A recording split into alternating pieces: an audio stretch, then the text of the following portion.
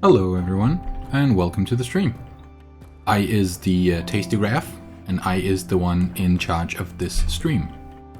Herp-a-derp. Good to see you guys.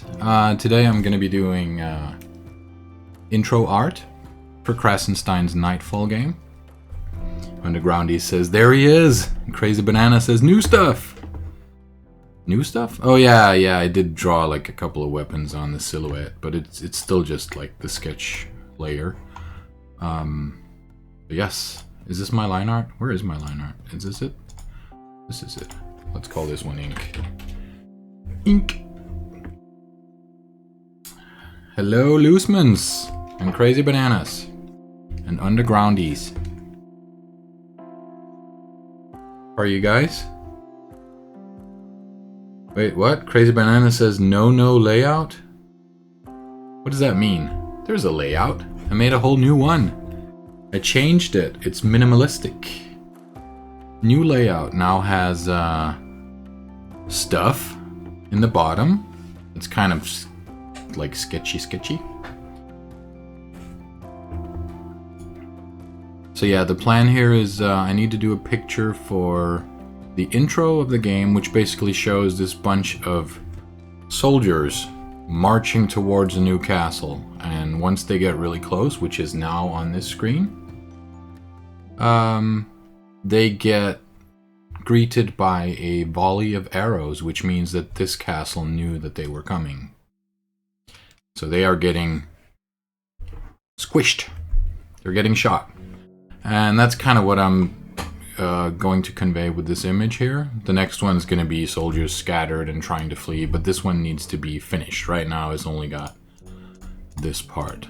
So, need to do the trees and the people and the silhouettes and everything. Looseman says he's been streaming since 10 a.m. this morning, so that's like 6 hours of streaming, or 6.5 hours for Loosemans. He got a lot of stuff done in GameMaker, like networking code and such.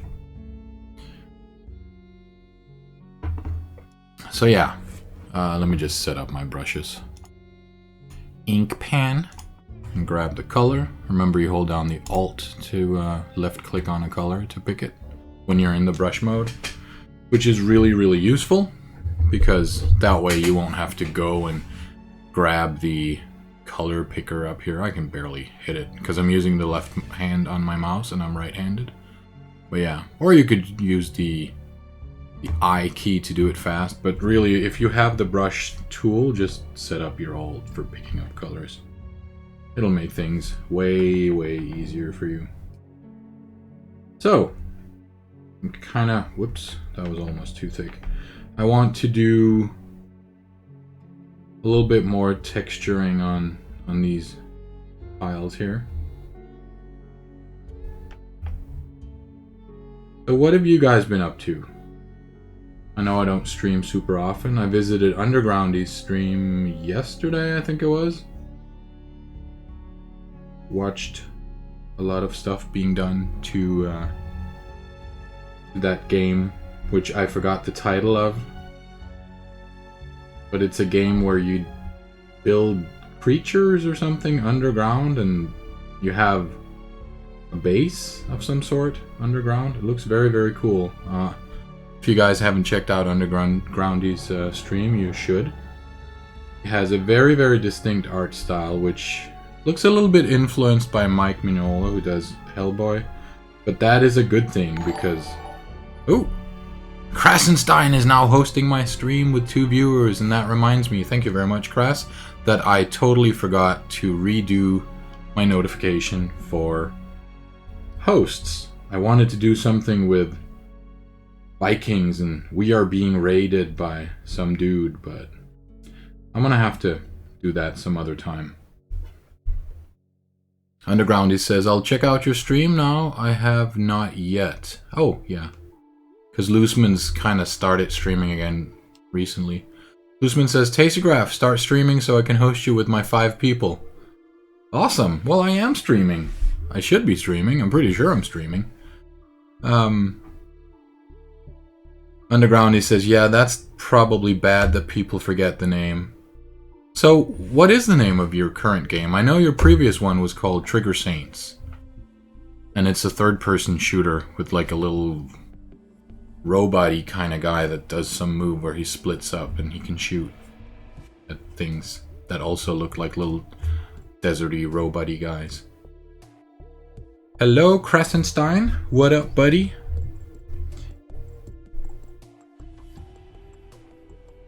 Wagi Saba. I have no idea what that means, but it means something for undergroundies, so we'll let him say it. I mean, is your game named Wagi Saba? Because that might be a little bit difficult for people to remember. I'll try to remember it for next time, though. Wagi Saba.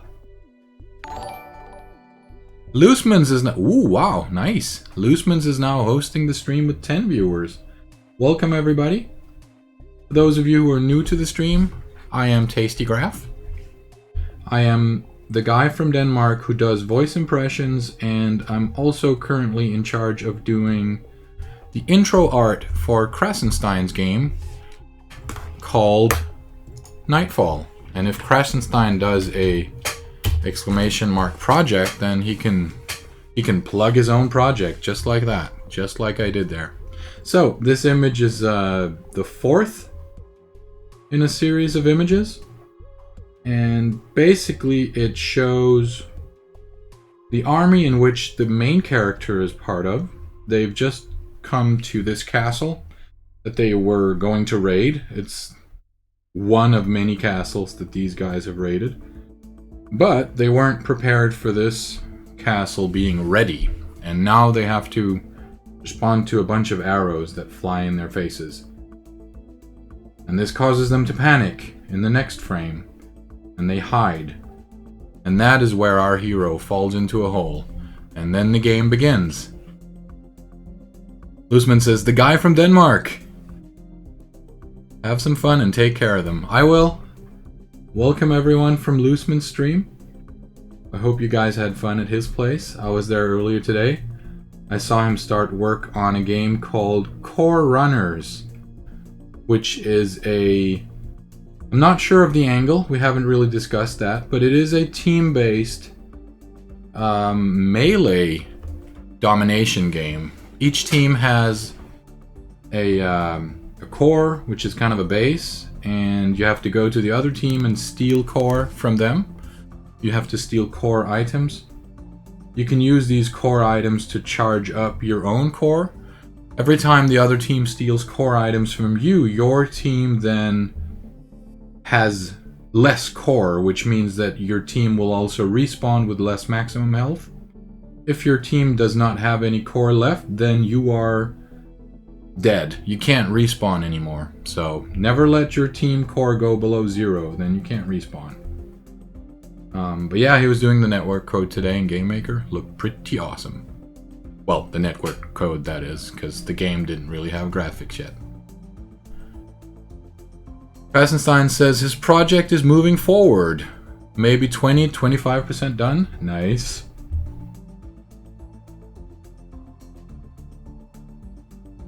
Yeah, last I checked, the game has 2 bosses, I think, right? Or 1.5? No, it has 2 bosses, I think. I never made it to the second boss, but then again, I never claimed to be awesome at games.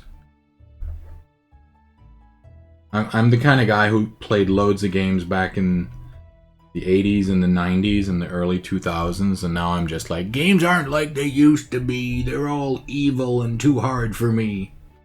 Boo-hoo.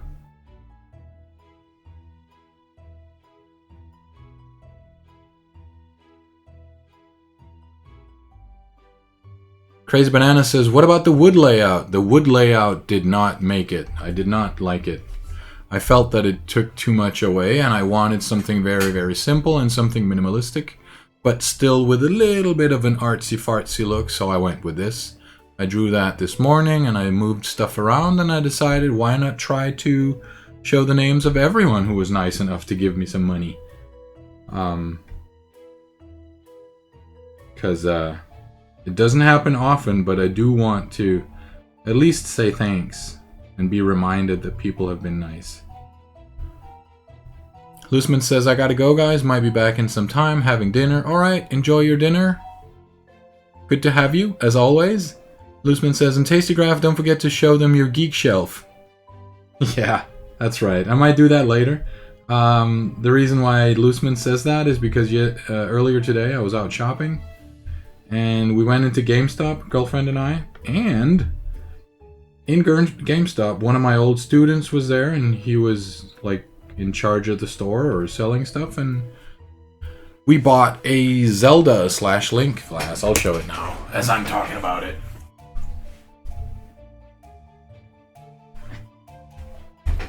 I bought this. Whoops, let me show it.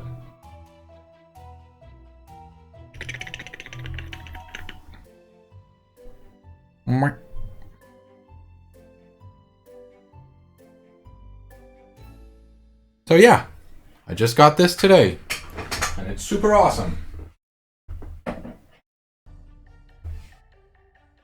And I just put it on up there.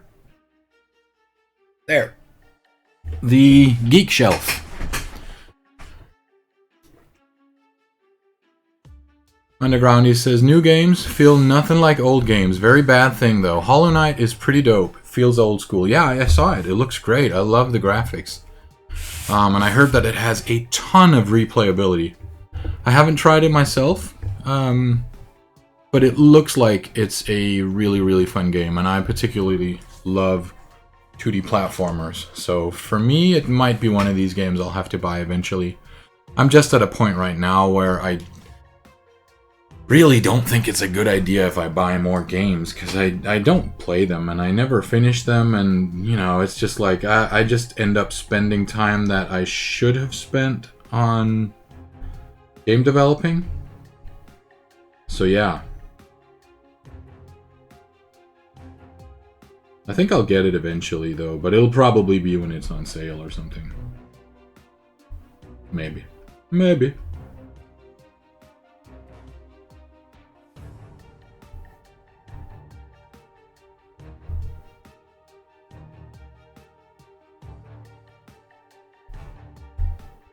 So yeah, once this castle is done, it's time to do a little bit of the next layer. I think I'm gonna cut it here so that I have a layer with the hills here that can kind of... Oh, you can't see it, but yeah. So we'll have like a cross here so that this part up here can move up and down. And then this part down here can move up and down. And then we've got these men here. Blah, blah, blah, like that. And they can move up and down as well. So we have sort of like, it's called parallax scrolling, where stuff moves a little bit differently compared to each other to give the feeling of depth. So that is that's the final plan for this. So let's call this castle layer, and we'll call this one middle layer. And the middle layer should actually be on top of the castle layer because it's closer to us.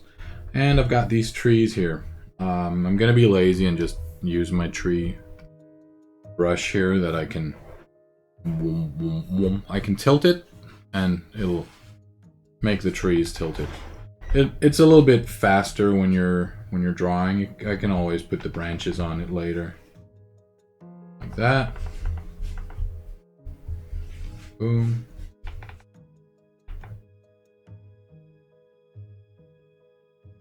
Boom.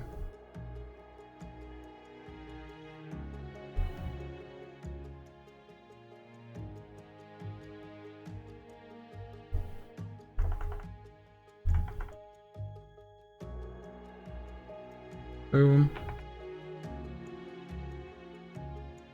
Underground, he says, I loved Super Metroid and it brings me back to that. Yeah. I actually never played Super Metroid, but I did play the original Metroid on my Nintendo. It's in the living room. And also Zelda 2, which I know is not really a Castlevania style game, but I still like it. Or a Metroidvania, as some people call it. Undergroundy says, what? Yeah. I never actually had a Super Nintendo. We couldn't afford it. I started working when I was like 11 years old. Even though the age limit in my country is 13, you're not allowed to work before you're 13, but my dad had a restaurant and I worked as a busboy and cleaner, like in the kitchen. I did dishwashing and stuff. He says, get an emulator on your PC. Yeah, I could do that, but it's the same thing for the Zelda game. I played the Zelda game for the SNES. I played that on my computer with the emulator, but I never actually played the real deal. I played Zelda 1 and Zelda 2. Hey, Nabulo! Hello! Actually, guys, and don't be jealous, Nabulo has been on this channel pretty much every day since the last stream. And for that, I believe a little reward is in order. So Nabulo gets 100 points. Because it hung out in the channel. Like day in and day out. Hoping to get points. But the thing is, this channel does not reward points unless I'm actually streaming. But I do believe that a teeny tiny reward is in order. So 100 points for Nabulo. For being a faithful channel lurker for about 4 days straight. Points for you, buddy. Oh, we have a follower. Someone picked up the sword. It is Selmic. Thank you, Selmic. Nabulo says, professional lurker is me. I go to channel. I do professional lurking. Yes. Very nice. So, now I've used the brush thing here to do the trees real quick, and time to do some what are they called? Branches. Time to do branches.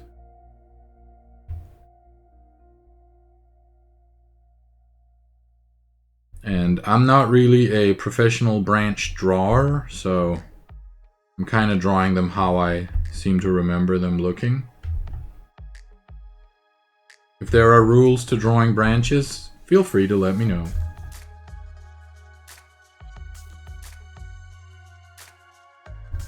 But I'm not going to go into too much detail on these. It's like... It's kind of winter, so they have no leaves. It's not a decision I made to make it easier to draw. I think somewhere along the lines Krasenstein says, it's winter. Maybe he didn't, but that's what I heard. Krasenstein says, hashtag definitely not creepy. And Selmek says, I shall lurk with all my might, sire. Commence the lurking. Yeah, I mean, and that's okay. I'm not gonna call out lurkers, but in this case, I saw Nabulo typing in the tasties command to check out how many tasties he had. And I was like, aw, I feel kind of bad. Nabulo is here, but he's not getting any points. So sometimes we reward the patient ones. That looks bad. I think they're supposed to be more like this. Because I guess they are kind of trying to go upwards and... Reach for the stars, young tree.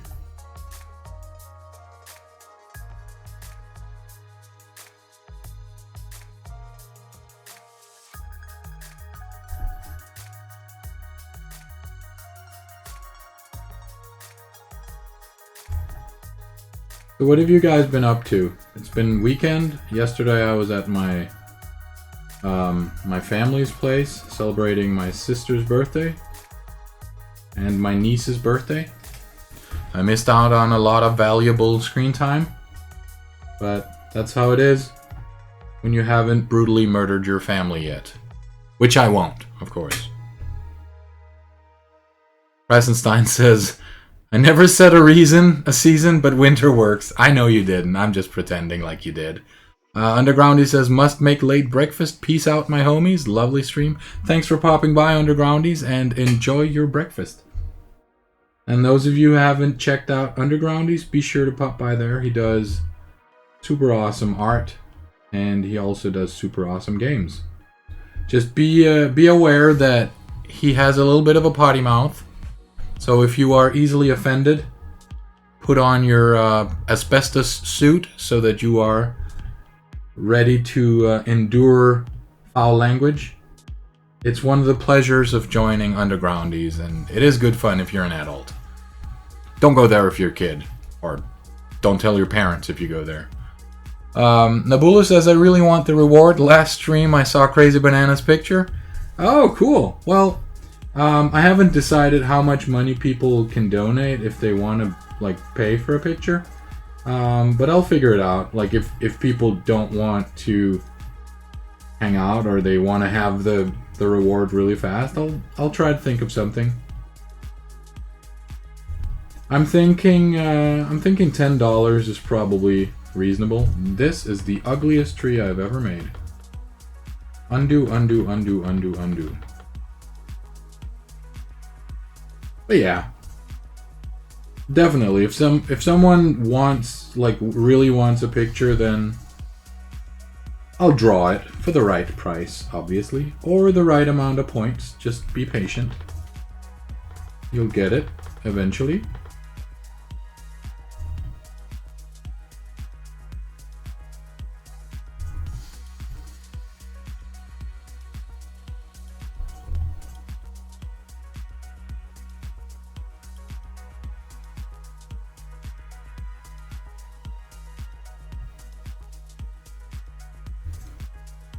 Nabula says, I must have one, and praise. Crazy Bananas, what do you mean by that? What do I mean by what? Please explain a little bit more.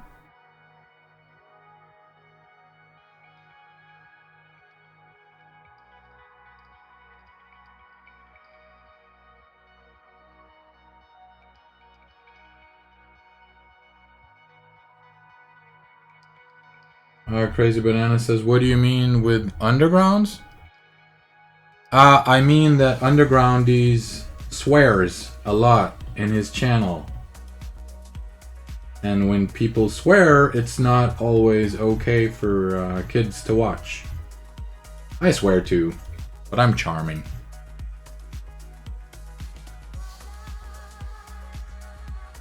Now, my channel is pretty PG. Obviously, I talk about decapitating people, but who doesn't?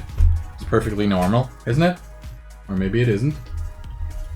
Wrong button here. There we go. Let's put some highlights on it.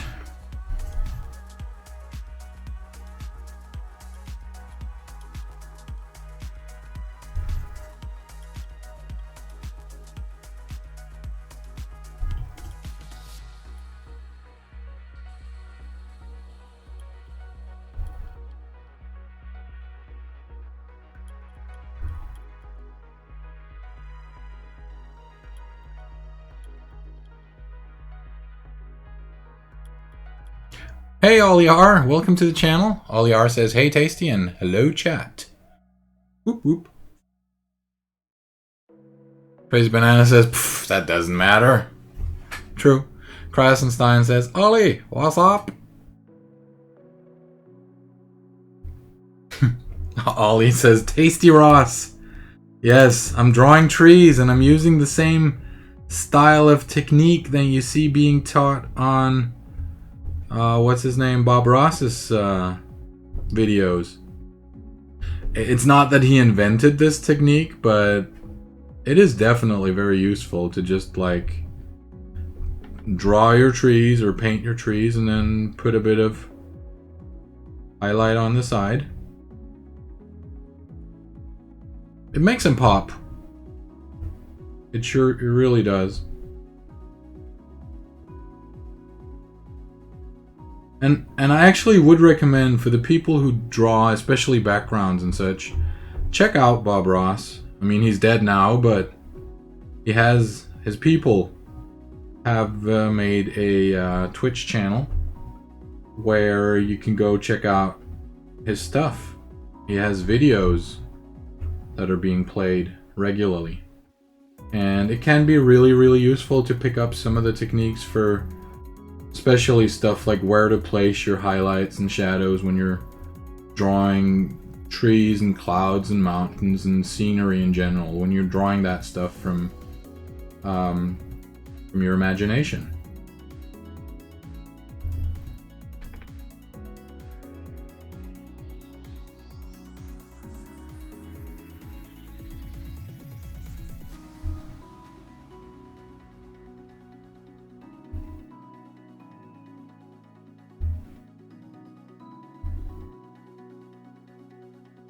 Ollie says, hey Kras, not sure, not greenlit yet. Sitting at 109 votes. Thanks for the recommendation. That brought in some more votes. Awesome. If you want to, Ollie, you can post your greenlight link here, and people are more than welcome to pop into your greenlight thing. We'll have a look at the game. I mean, I'm not going to do it right now on stream, but everyone can go check it out and give you a thumbs up. Give you a vote if they like your game, which I hope they will.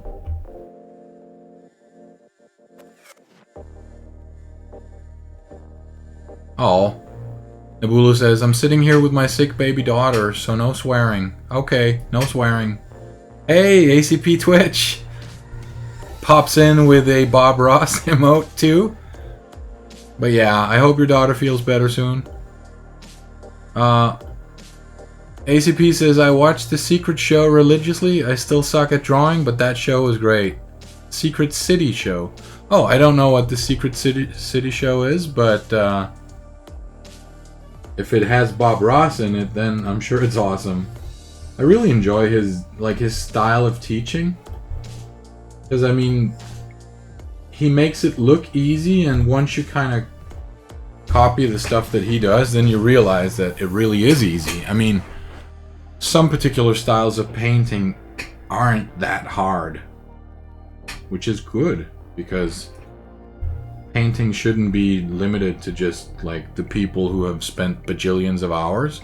It should be easy to start, and then you can spend bajillions of hours to get super awesome at it. I think we should have... Whoops. I forgot to unlock my layer. We should have some stones and logs and stuff randomly scattered across the battlefield. Maybe even some arrows at some point. Guess we should put some arrows. Actually, let's do a for arrows, let's do a brush for that. So I'm gonna go open recent. Do I have my, where is it? Brush file. There we go. Let's do a new layer. Here. Oh man, come on. Let's call it arrow. Arrow in ground. Boom. Crazy Banana says, I'm still here, just drawing. That's good. And I need to drink. Crazy Banana says, Ollie, could you send your game greenlight thing? Yeah, feel free to post your link, Ollie, and we'll check it out.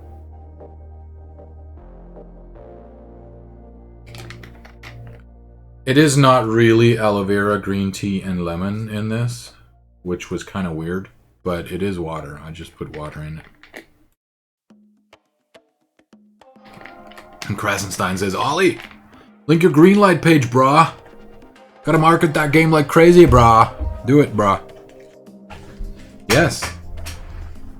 Definitely. If a streamer, even if he's me, says, post it in my channel, you just grab that link and you throw it out there so people can see it and go check out your game and stuff.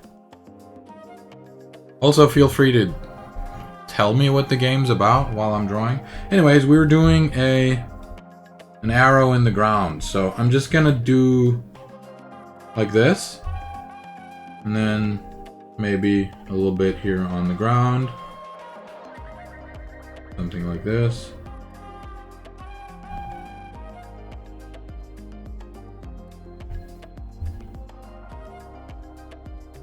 Let's erase this part. And actually,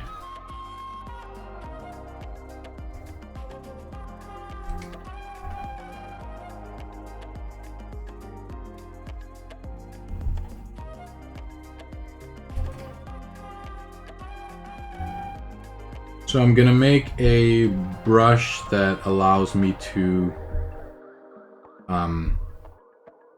make many little arrows easily. Like that. And let's put it in the center. Like this.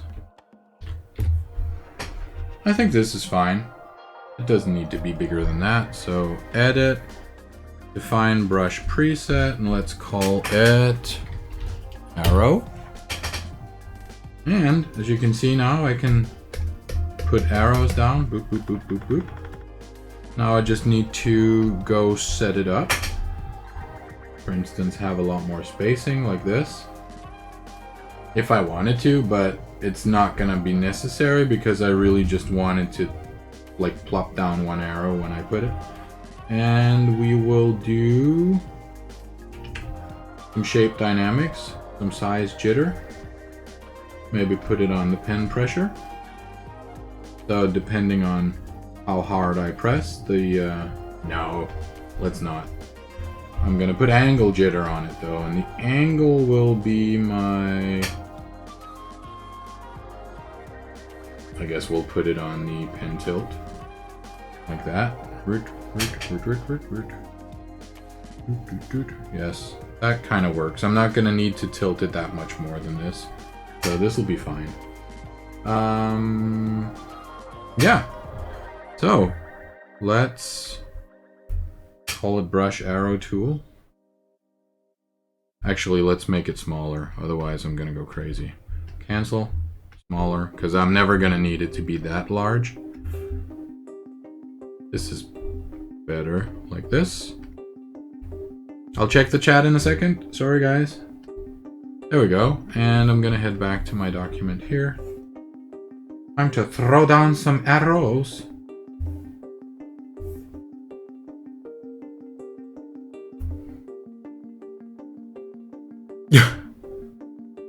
Crazy Banana says, yeah, come on, brah, dude. I want to see it, brah, please. And ACP's Twitch says, huge arrow is huge. Yes, indeed. They always start out big, but that's basically for the brushes. I want to make sure that they can scale well. So let's do a bunch of small ones here.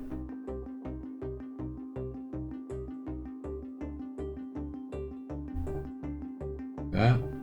Make him a little bit bigger as we get down here. Whoops. Whoops. There we go.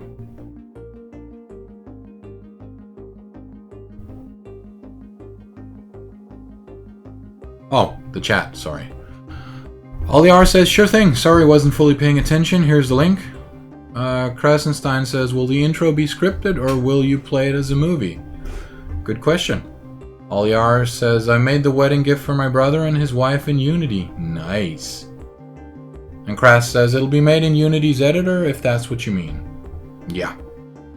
I saw some people who use Game Maker make their cinematics in Adobe After Effects and then play it in-game. Yes. Javasaurus says, hello there. Hello, Javasaurus. Welcome to the channel, man. How are you, buddy? Good to see you. And Nabula says, I just voted 2 times, Ollie. Nice. Yes. Help out each other. We like that. I'll check it out later. It's like it is... Yes, that is the thing I wanted to not have on this thing. It's like doing it multiple times. Can I turn that off? Control, blah, blah, blah, blah, blah, blah, blah. Brush projection. Don't know what that means. Brush tip. Spacing.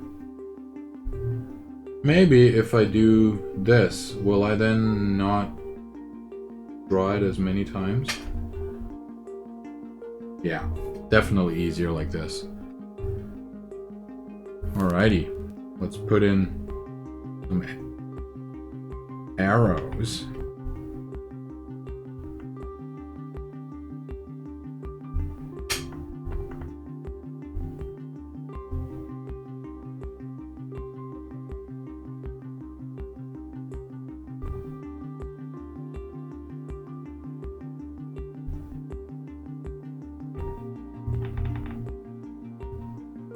There we go.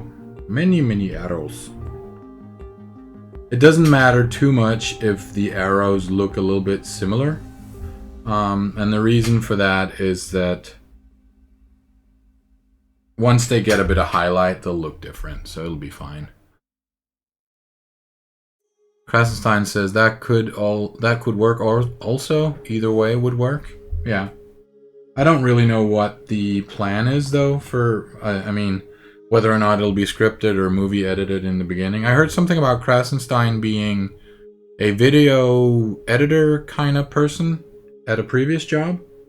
So, whoops, if that's the case, then maybe it would be good to use your skills. That's too much. There we go.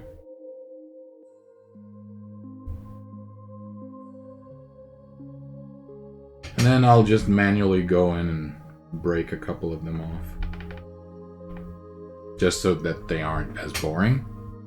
Or, you know, when they're all similar, it breaks the immersion a little bit. So we'll do something like this.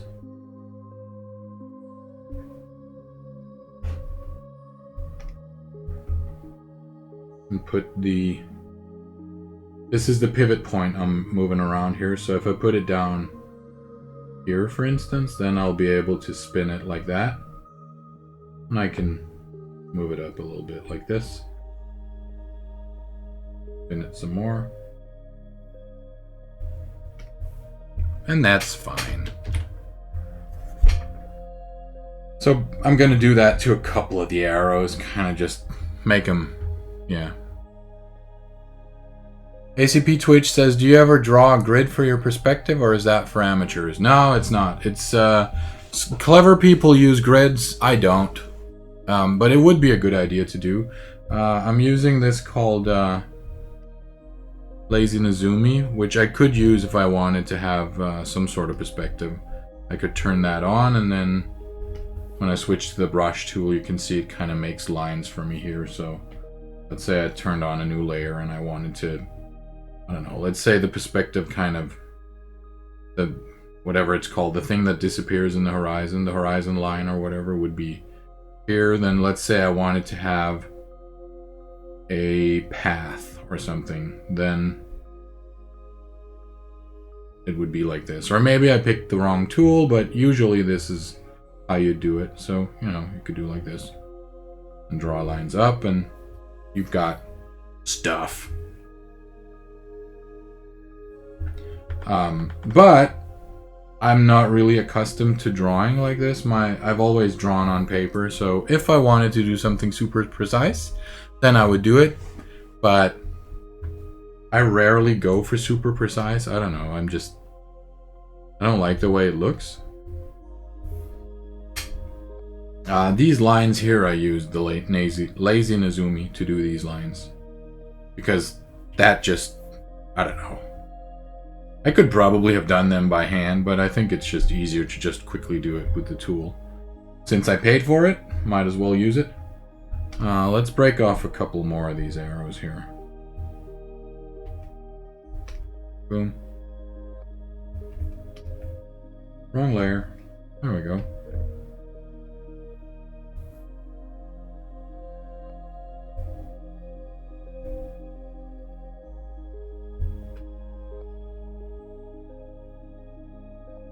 Let's just put it here.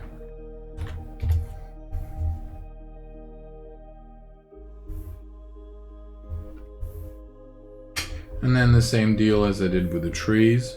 Lock the opacity and then pick up a brighter color. And then draw a little bit of a highlight on him. I mean, I can't really do it on the arrows that are this far away, but with these it's possible. Whoops, not that much though.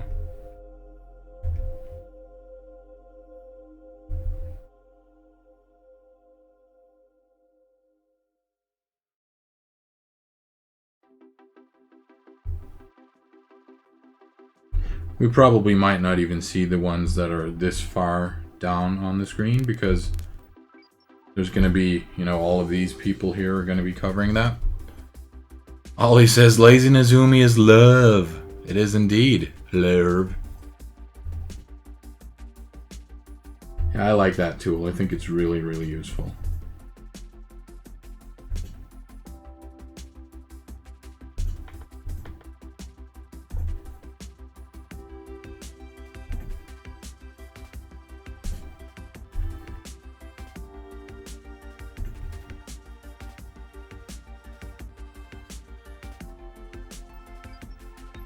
That reminds me, I need to make more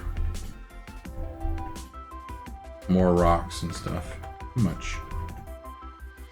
There we go. So turn off the opacity lock and draw a couple of stones.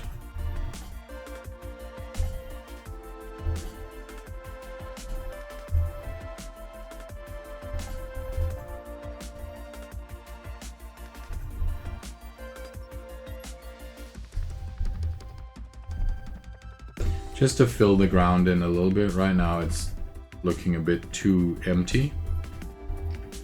I'm not sure exactly how this path is going to be, if there's even going to be a path that kind of leads here. I think it's going to look a little too uniform because of the angle. So for now I'm going to leave it. And turn the lock back on and then give it some highlights.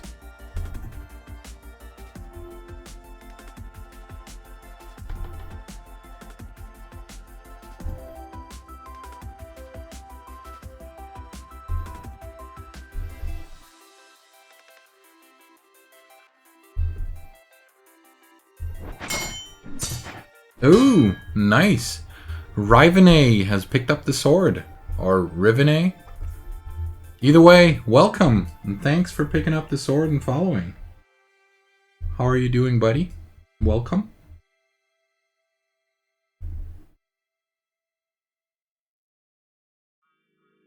I'm currently doing artwork for Krasenstein, who is a mod here in the channel. His game, it's called Knightfall. And he might do the !project command so that you guys can pop by his channel and check it out if you haven't done so already.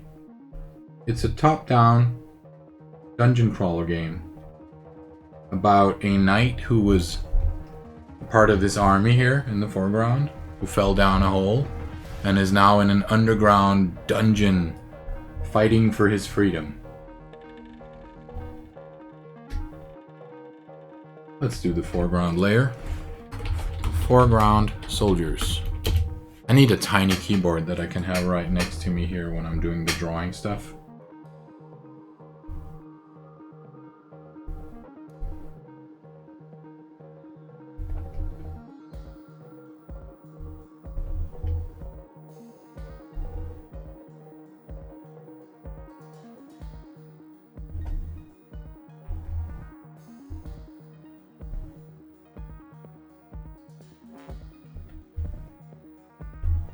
There we go.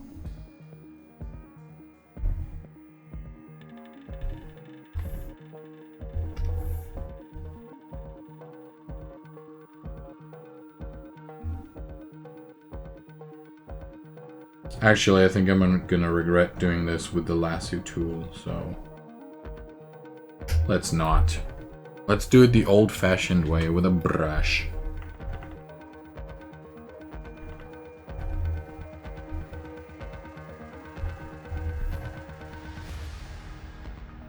Oh, this needs to be at the top here. There we go.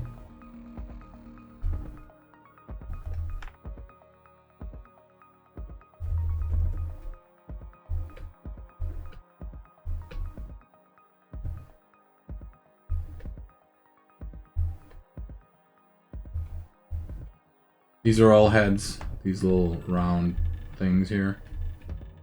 The heads of countless warriors who are about to face their doom.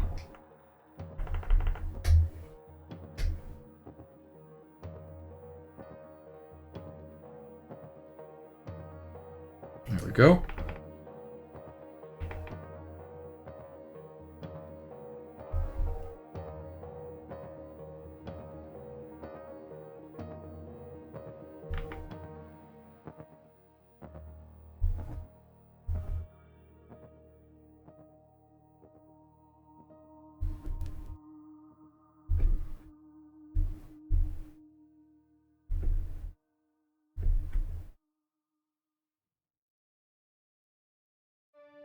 Oh, what are you drawing, Crazy Bananas? You mentioned earlier that you were still here, but you were drawing. What are you doing with your pencil and your pen today?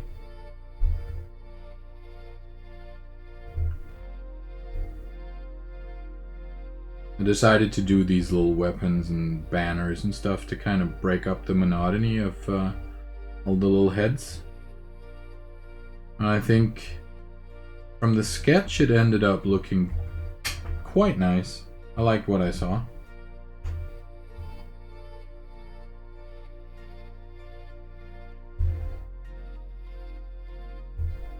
And they're kind of all carrying swords over their heads. Just to kind of break up the shapes that we have going on here.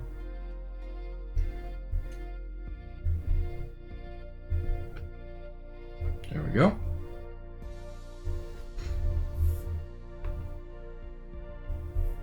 And I'm gonna lock the opacity so I can just kind of put it here on the outside.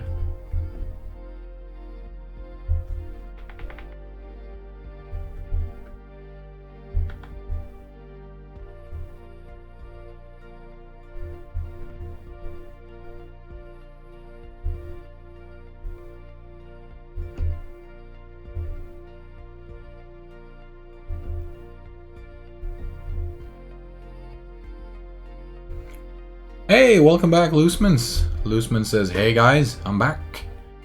And Crazy Banana says, I think I'm drawing a giant unrealistic robot / alien who have been asleep a long time making plants grow on him. Nice.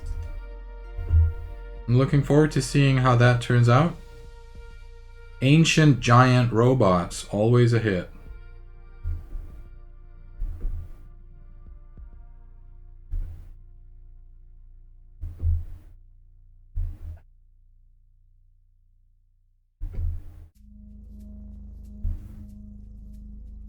Yeah, so these guys here at the front, they are going to be almost left like this. It'll be silhouette. And we'll try to take focus away from them with all of these arrows coming out at them, which is going to be on a separate layer, so that they can be sort of animated or something at a later point.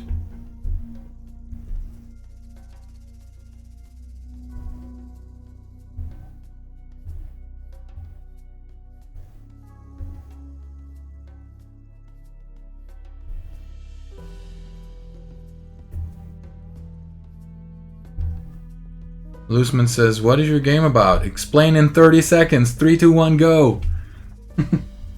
So, I can explain a little bit, or Crass can do it, but since I'm on voice, I might as well do it. It is basically a 2D top-down dungeon crawler. Whoops. Looseman says no. Okay, that's a boring game. Yeah, no, it's a 2D top-down dungeon crawler. And the story is about you, a knight, in this army here. It might be this guy, it might be that guy, it might be this guy, we don't know. It's one of these guys, and he falls down a hole into a dungeon. Oliara says, that wasn't even 30 seconds. No, that's right. I mean, for some games, you're gonna need an elevator pitch that's really long. For other games, like if it was my own game, I would have prepared an elevator pitch. But I would say that the primary thing with this game is the light and dark. It's a very sort of dark game where you use the light. Light is also functioning as a sort of warning of what's up ahead. Like in certain cases it'll be really dark and then all of a sudden torches turn on and there's a boss, you know, so that's kind of how the light is being used there. I think I might try with maybe this, which is a little bit darker, and yeah, putting in a few more heads.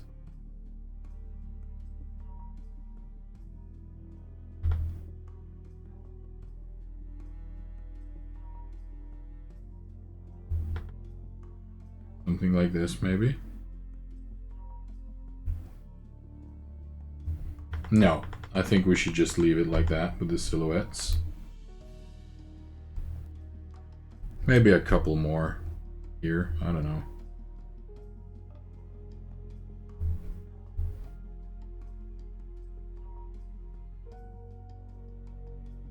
Looseman says, achievement get. Yeah, an elevator pitch is something in 2-3 sentences. Trying to get someone's attention really quick. That's right. The reason why Looseman is bringing it up is because I was at his stream earlier today and I asked him to describe his project in less than 30 seconds. And we're still kind of missing something important. Usually when I try to describe a project, I want to mention whether it's 2D or 3D early on. Like for instance, my War Among Wizards game is a 2D top-down multiplayer on the same device style fantasy shooter game. You kind of want to tell what sort of graphics are we talking about? What's the mood or the atmosphere? Fantasy, sci-fi.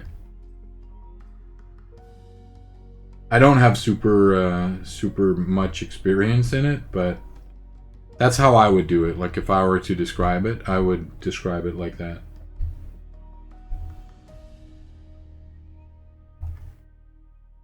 Let's get back to the castle layer, put some stuff here behind it, because it does kind of need coloring or a background. Maybe even darker than that.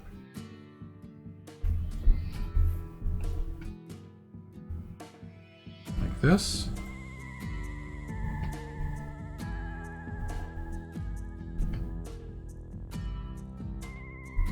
Otherwise, it'll look weird once I start to put in a background if it doesn't have any of that.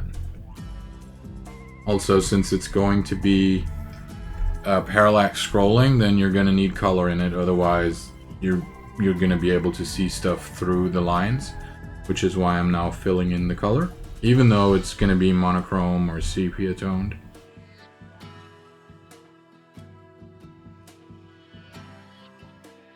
Oliar says, I wish I had, never did, learned it for selling when I became self-employed. Selling is the worst.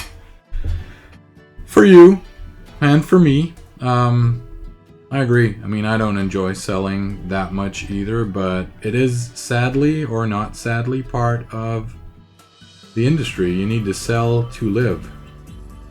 If you want to sell your games, that is. Or if you want to live. Who wants to live forever?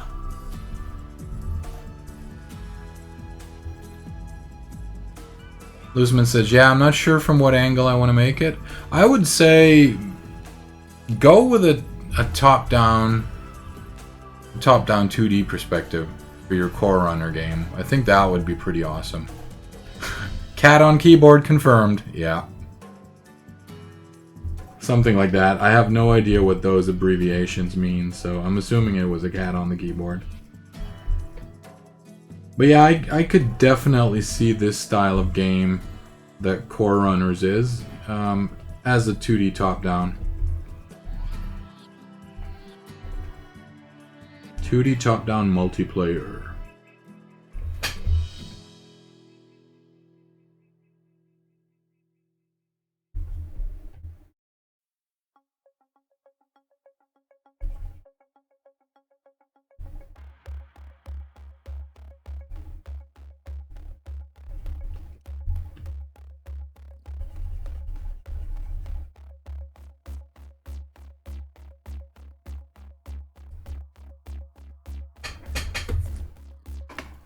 Yeah, Looseman says, I was thinking about top-down 2D. Yep, top-down 2D for sure.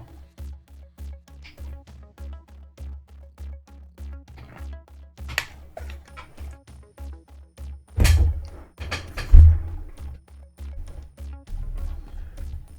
mean, a lot of people are very, very tempted these days, and, you know, make 3D games, use the technology, etc., etc., but I think for a lot of indies, going with simple 2D graphics can make the game more timeless.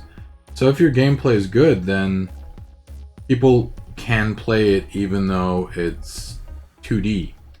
Whereas if your game is good and you made 3D graphics, then it will look, for some reason it'll just look older than it really is. I mean, you see it with a lot of games, they didn't age very well. ACP Twitch says, my dream game is a first-person Dwarf Fortress / RimWorld. That does sound like a dream game. Sounds like a crap ton of work, but it would be super awesome. I think my dream game would be, well, it's an MMO, but if we don't take that aspect of it, then I guess it would be some sort of game with multiplayer cooperative gameplay. A survival style game where, survival in the sense that it's sort of like, imagine League of Legends against monsters and only monsters and a ton of monsters. There was a lot of mods for Warcraft 3 back in the day. I played a lot of them where you'd basically pick a hero, your friend would pick a hero, and then you had to defend a portal. And then stuff came out of that portal, and between every wave you'd have time to go back and upgrade your character and buy stuff and train your skills, and then you'd go back and fight some more mobs. That sort of gameplay is something I really, really enjoy. And I know that there are games out there that are like that, but for some reason it never really they didn't catch my interest. I think it's because I want more heroes. I don't care if it's unbalanced. Just make many, many heroes and then we'll figure out the balance along the way. Mainly because I'm not a competitive player. I don't care if someone else plays the strongest hero there is. I could just not play with that guy, you know? I could just not play with the strongest character there is in a game. And that in itself is sort of a meta game. Where, you know, you're like, okay, I want to do a super good score, but I'm not going to use the craziest character in the game. Because that feels almost like cheating. And then some people are going to be like, yeah, I'll play with the strongest character because I need it or I want it or whatever. Oops. Let's pick up this color here. Can I draw with it? It works. Wait, no, I can't. Damn it. Let's go back and put it on my palette. There. Now I can pick it up. Basically because I have this mask and it changes the colors and then I can't pick it up and it just gets annoying. My bad. I can pick it up now because it's on the proper layer and we can draw here. There we go.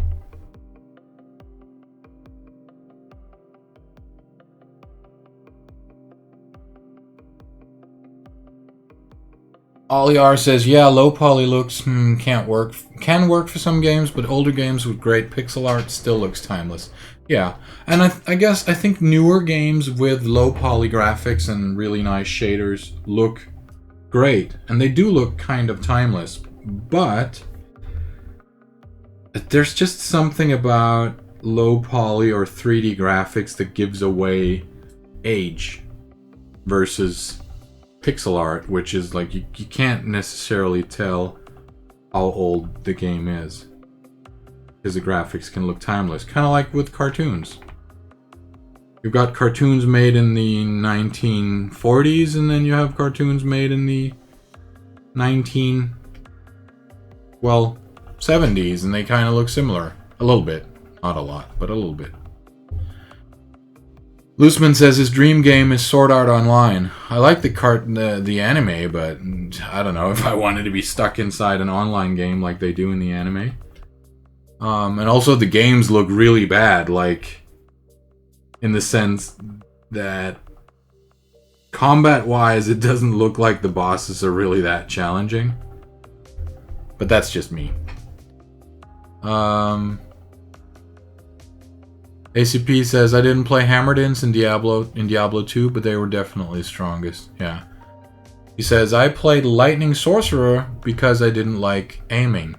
Nice. Yeah. Sometimes I do that too if I get lazy. I'll pick a class that just has the auto-aim weapon.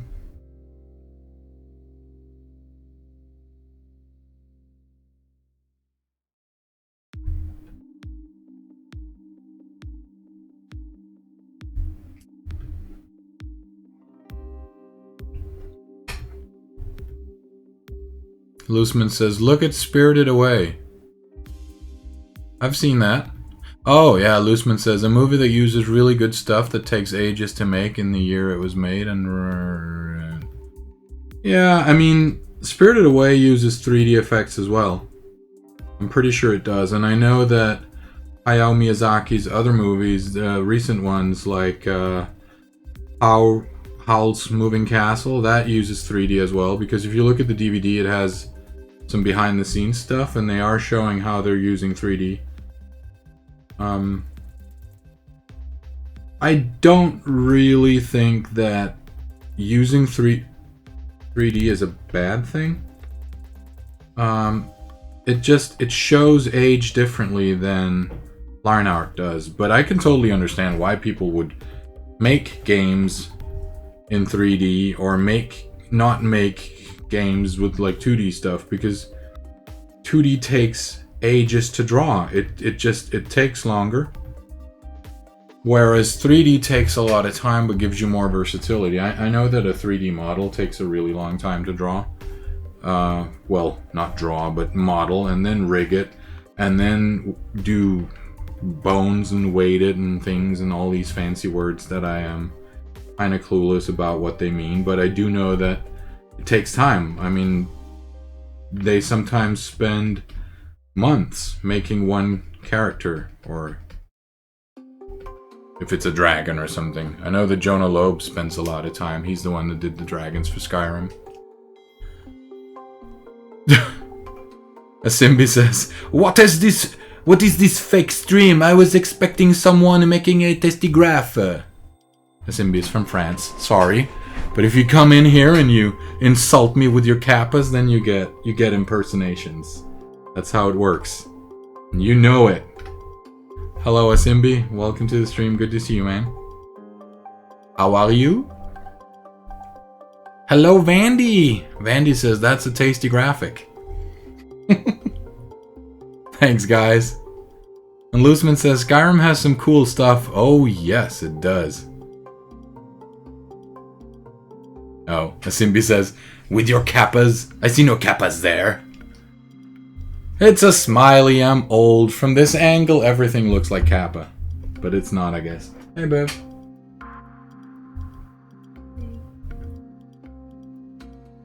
So, we're gonna need a little bit of highlights on this thing. I'm not entirely sure how we're gonna do it though, but I'll figure it out along the way. Vandy says there's like an hour in man-hours in every machine in Horizon Zero Dawn. Wait, what? So, every machine that you see in the game Horizon Zero Dawn took 1 hour? That seems fast though, but I guess if you're making machines, then it is easier to model a robot than it is to model a human. But still, super awesome. Asimbi says, I was dead serious. I know, you're always dead serious. You are so serious. Looseman says, that's a penguin. What? I didn't see a penguin.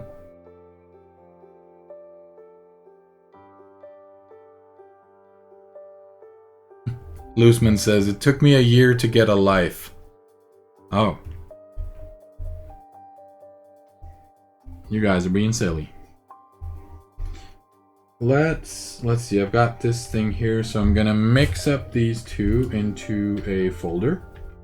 We'll call that Castle. That way I have my color and my line art in one layer. And then we have the middle, which is this. We'll put some color on that one, so underneath here. Put it there. Mark these two. Put them in a folder. By the way, this is really important when you're working and you start to get a bajillion layers.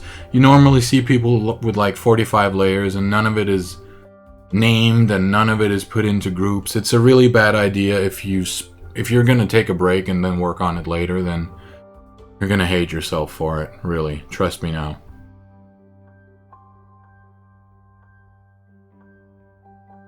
Looseman says, sorry, not a fan of Revlo. Yeah, well that makes sense. You did lose points. Or did you? I don't know if you did.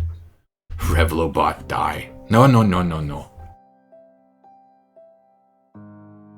Oh, Vandy says year in man-hour. So, wait, what? So, like, one enemy in one game took 1 year in man-hours? You'll have to explain that in language that I understand. I didn't get that. Krasenstein says, man, it's so much harder to be active in chat at home. Sorry, yes. That's because at home you're doing actual work that you care about. Whereas when you're at your job, you're like, you've already done your job before. So you're just sitting there watching streams. Looseman says, Tasty Graph, you know what? No, I don't. Javasaurus says, trying to mix my character sprite and weapon sprites for animations. Sounds good. Oh, and failing so bad. Doesn't sound too good. And Looseman wants to make me a better bot. Sounds awesome. I haven't looked into any of that. I just used the Revlo bot because it kind of does what it needs to do. I would like a better bot at some point, but it's not something that I've spent time figuring out how to do. So, I want to put color on the middle ground, and I think it's going to be maybe this color here. And for that one, I think it should be fine to just do this, because it's just color on the ground. Filled with the foreground. Boom, there we go.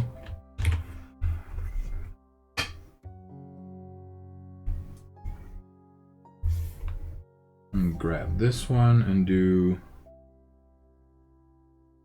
whoops, like this.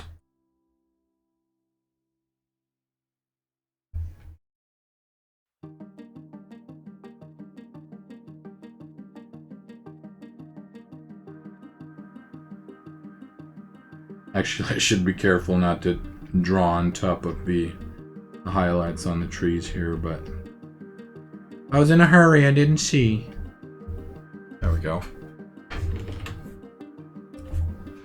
Vandy says, I made a mistake on a word. That's AAA. Those guys apparently have 250 animations. Holy crap, that's a lot. That is a lot of animations. 250 animations per creature? Wow. I bet most people don't even see like half of them when they play. It's just like, there's a dinosaur, I'm gonna kill it, and I'm gonna get the resources from it. Boom, moving on. Krasenstein says, well, I was feeding baby and eating lunch and doing wash and being a dad. Yeah, that takes a lot of work. ACP Twitch says, there are 50 work weeks a year, 5 days a week, 8 hours a day, comes out to 2,000 hours per year. So a model took 2,000 hours of work total, I guess. Thank you for the math, ACP Twitch. And that makes sense. I mean, 2,000 hours is a lot of time, but that makes sense if it's a really, really, really complicated model. I've seen some of the stuff that Jonah Loeb makes for Skyrim, and it takes time. I mean, we see him working on stream and off stream, and his models takes weeks and weeks to finish sometimes, but they are beautiful once he's done. Crazy Banana says, drawing update going forward. Nice. And Vandy says, like, you have to do stuff at home, get back to the office, Krasenstein. And Looseman says, let's make a tasty bot. And ACP Twitch says, programming bots is hard. And Looseman says, it's easy. I've done it before. Nice. Mandy says, they weren't really specific about it, so all I can say is it takes a year per enemy. Animations go with a second per day. Wait, what? Oh. And Kras says, I don't myself bother with bots. I'm perfectly happy with MooBot. ACP Twitch made a bot that lets people vote on his Hearthstone draft, but it was really fragile. Oh, so it broke if people voted wrong or something? And Krasenstein says, doing 1 or 2 seconds of animation in one day is an amazing feat in the video world. Are you kidding me? If you worked in the gaming industry and you could only do 1 to 2 seconds worth of animation for a full day of work, then I'm pretty sure you're not going to get hired. But I don't know. I'm just saying, if you're an indie and it took you that long to do 1 to 2 seconds worth of animation, then good luck finishing a game. Or actually, that would explain why so many games have bad animations, because people don't do it. I'll figure it out. I am saving up for Spine. Once I have the program Spine, I will show you how to do the animations in Spine. I know it's not 3D. ACP Twitch says the programming part isn't that hard. The hard part is testing and testing everything. And Asimbi says it depends on what you're working on. And Krasenstein says 1 to 2 seconds of animation is 60 to 120 frames. Film animators animates 120 frames in a week. Ugh. They slack. And Vandy says, imagine a full-featured monster with arms, legs, and a tail and a face, and when you've done it, it's always up for revision. Yeah, that's true. Ollie says, I gotta head out. Have fun, guys. Take care, Ollie, and good luck with your green light. Good luck. Okay, so we have middle ground here. Should be able to move these two, and I can. Whoop, whoop, whoop. Good.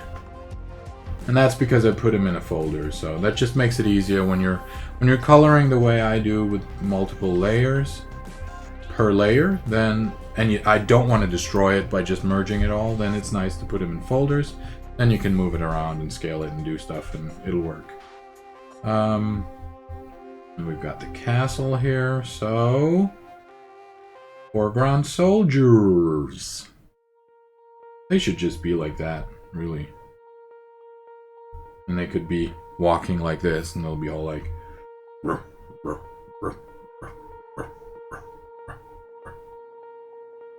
You get the point, right?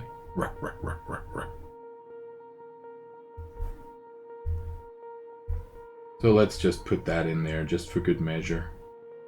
Whoops, it didn't end up there. There we go.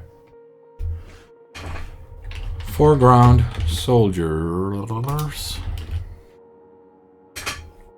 ACP Twitch says, nobody does hand animation though, do they? Everyone does keyframes. That's why the stop motion stuff from Leica is so amazing. Pixel art uses stop motion a lot, says Vandy. But yeah, all 3D vector and flatter images are keyframes. Sometimes pixel art too. Yeah, I mean, I couldn't imagine doing animation the old way anymore. I would go with keyframes.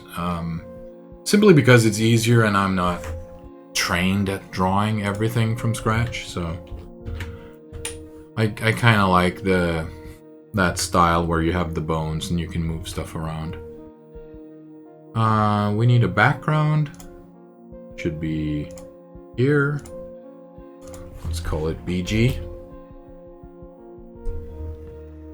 And I could probably just do this.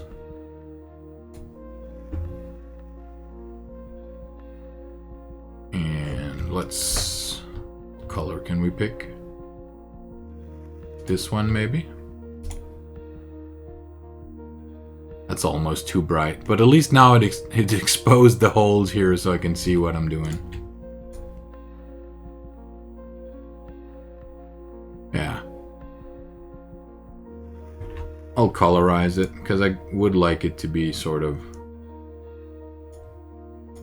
bluish. Blue.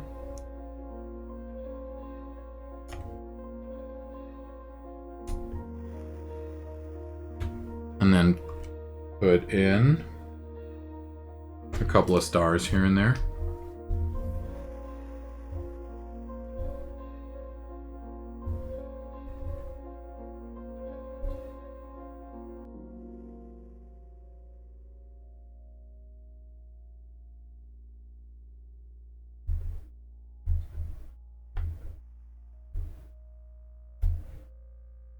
Crazy Banana says, I don't really bother to put too much work into this drawing. I just wanted something to do. Yep.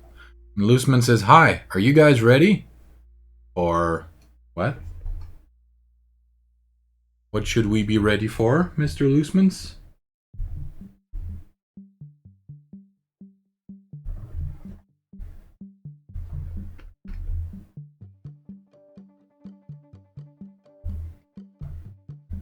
This castle needs a bit of highlights.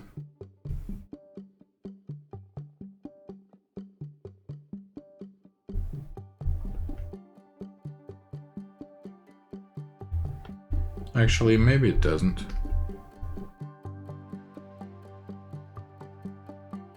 Probably around the windows here.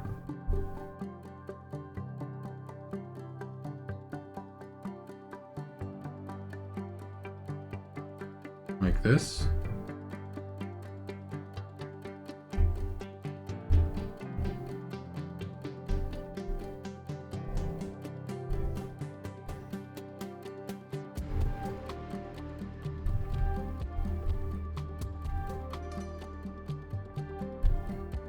Tastygraph bot, hello, I'm the bot that rules this channel. I'm currently work in progress, so don't assume much from me. Yes, seems legit. You don't have, you need to have the bot be, like, a mod thing, but I'm not going to do that right now on stream. I appreciate the effort that you put into it, though, but I'm going to need to see the code for any bot that I put on my channel. And it's not that I don't trust you, but it's that I don't trust you. Or anyone, for that matter.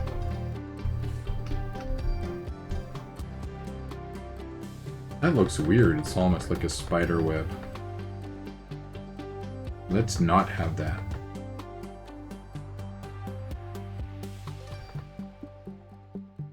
Better.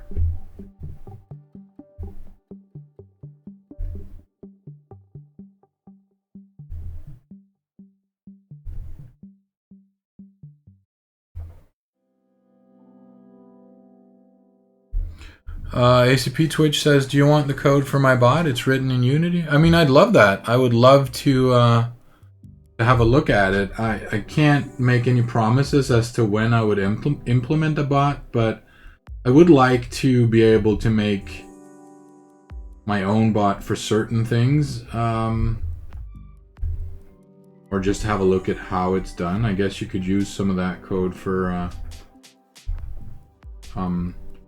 making like Twitch games as well. I guess you need some sort of bot that can interact with it.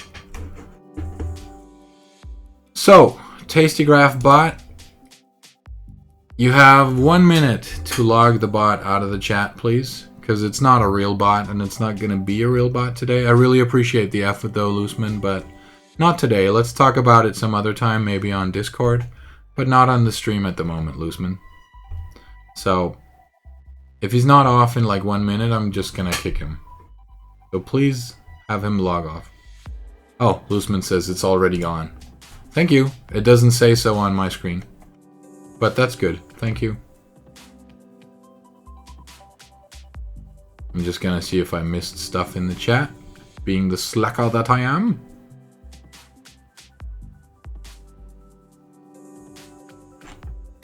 Looseman says, I'm not going to spam you with it at the moment. Let's first make it awesome. Yes, let's make it awesome. But yeah, I appreciate the effort though, or the desire to make a bot for the stream. I don't particularly dislike Revlo. I think it's nice. I also like Nightbot.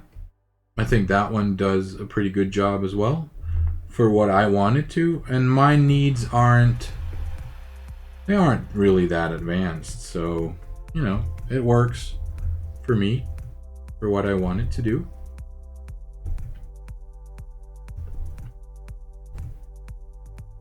Just gonna put a little bit of highlights here. It's not gonna be super visible anyway since it's kind of zoomed out, but it does add a little bit of extra just to have some of the lights flow out. And we'll put some on these stones as well.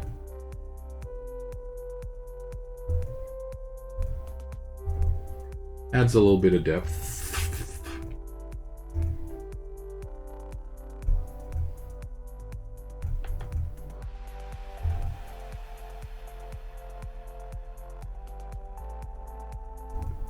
It's kind of crazy though. I mean, I know that these aren't like super duper professional images, but it's crazy how sometimes just adding a little bit of white or a little bit of bright to an image can make it pop. It just it actually amazes me because I mean, this is something everyone can do. You know, you draw a shape and then you're kind of like, okay, I want some bright stuff on top of it, and then you go and you draw the bright stuff on top, and then it's like, bam! We has depth. Vandy says, don't trust the viewer list. There's people hanging in there. There's people hiding from it. Oh, okay. Thanks, Vandy. I'm using a program called Chatty, and it's kind of random. Sometimes the list works, and most times it doesn't. Looseman says, Tastygraph, do I have permission to post a link? Everyone has permissions to post links as long as they are not, like, stuff that gets me in trouble. So yeah, let me check out Vandy's link first. Ooh, it is the link from the Zelda. Nice. He's purty. So why did Vandy post this here? Did you post it, Vandy, because you want me to feel like I should get? Oh, I get it. Can I post link? Yes. Vandy posted a link. He posted the awesomest link of them all. And Looseman says, which UI looks better for a game engine? I don't know. What's this? From Looseman? Is this good? Bad? I don't know. Looks pretty. This is the new game maker thing, I guess. Or this thing here, what is that? Oh, that's the old game. Well, the new obviously looks better. It looks more modern, I think. Looseman says, I said a link, not the link. Yeah, the Game Maker 2 versus Game Maker 1. I mean, obviously number 2 looks better. I like the UI on number 2. It just looks more modern, and personally I like modern stuff. ACP Twitch says, I used Game Maker 1 a lot. How is 2 better? I don't know. Haven't used any of them. I saw something where they drew a flame and they kind of real-time animated it by drawing it, which looked kind of cool, but I don't know. I'm sticking with Unity for now, and I think if I'm going to switch to an easier-to-use engine, then I'll definitely be using Construct 3. That looks super sweet. I've been using Construct 2, and I really liked how that worked. So I'm kind of curious to see what they make of the newer version. Some of the stuff they've shown so far on Facebook and Twitter, yes, I have those, have been pretty cool.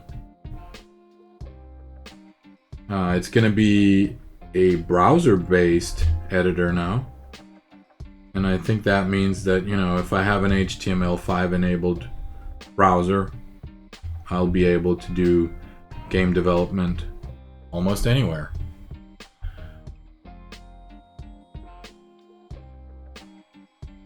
Looseman says, I haven't used number 2. I'm addicted to number 1 though. And Krasenstein says, phone pretty much died. Needed to move to the computer. Welcome back.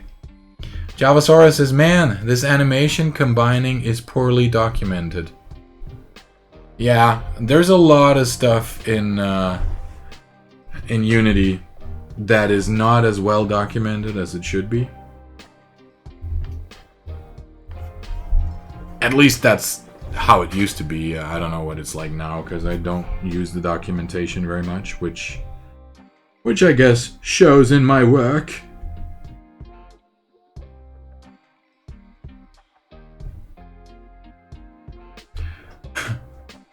Vandy says, C-Shopsaurus!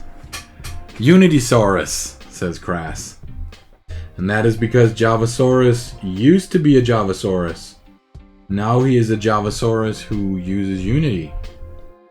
He recently started using it, which is pretty awesome because I think we're going to be able to see Javasaurus finish a project before switching to a new one.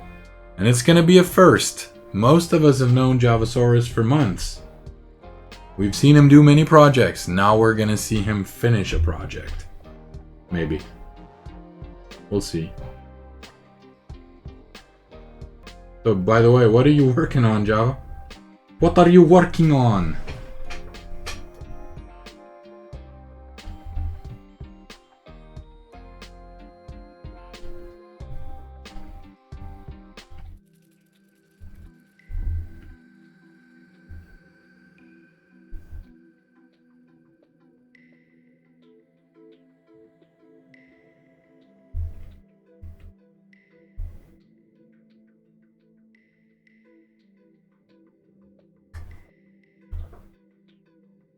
Looseman says the Lucky Loose. Wait, what?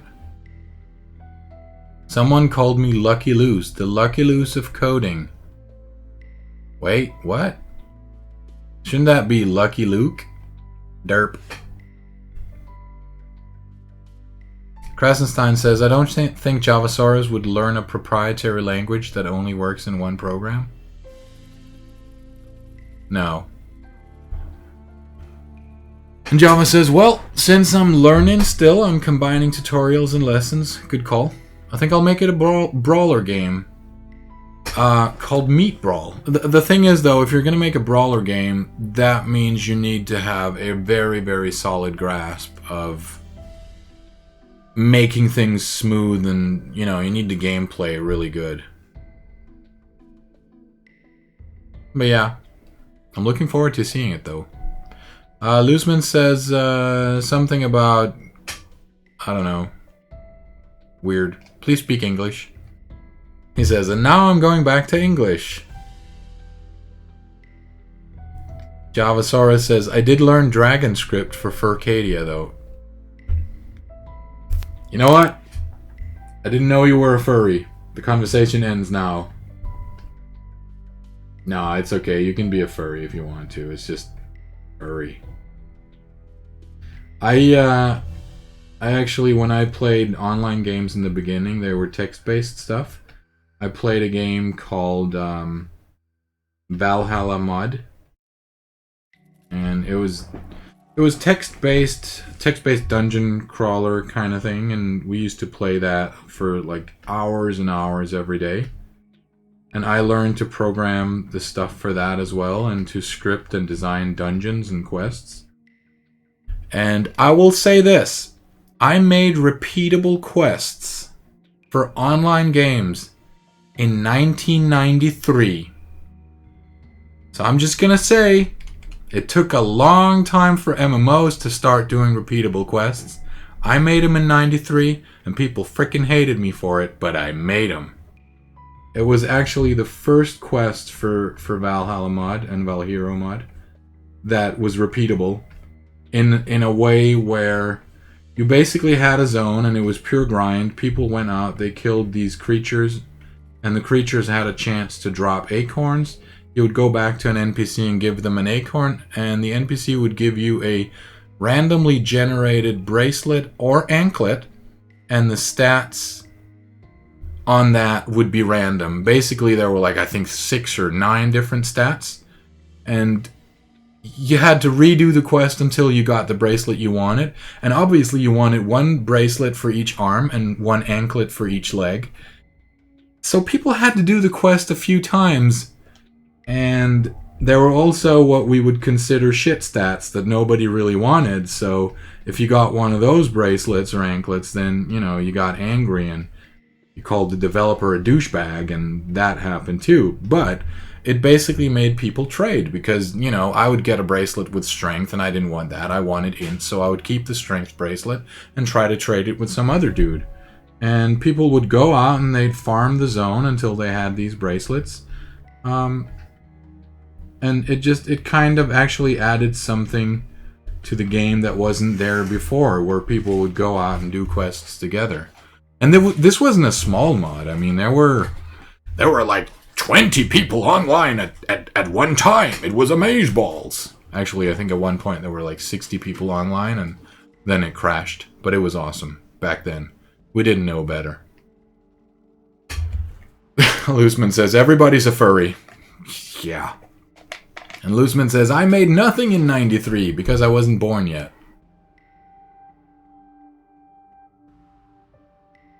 I was pretty young in 93. And Vandy says, my life was a repeatable quest in 93. 2 years old me. Yep. Sleep and poop.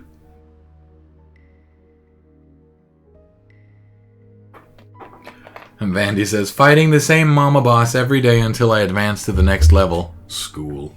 Wap, wap, wow.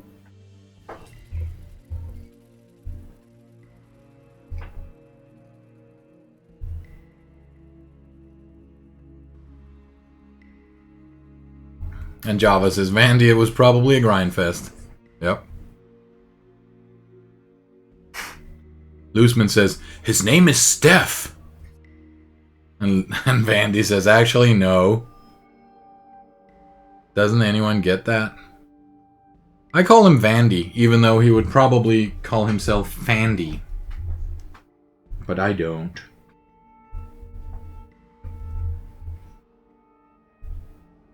Let's put some highlights here on this thing here. Because of this window. That one.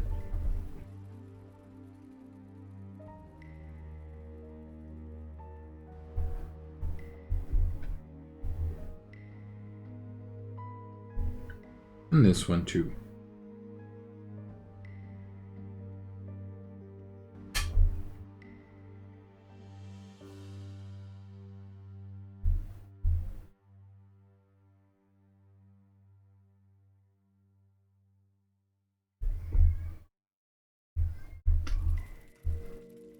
Is this one done? Oh, no, it isn't. They'll need to do the arrows. Put these on a layer by itself and call it arrows.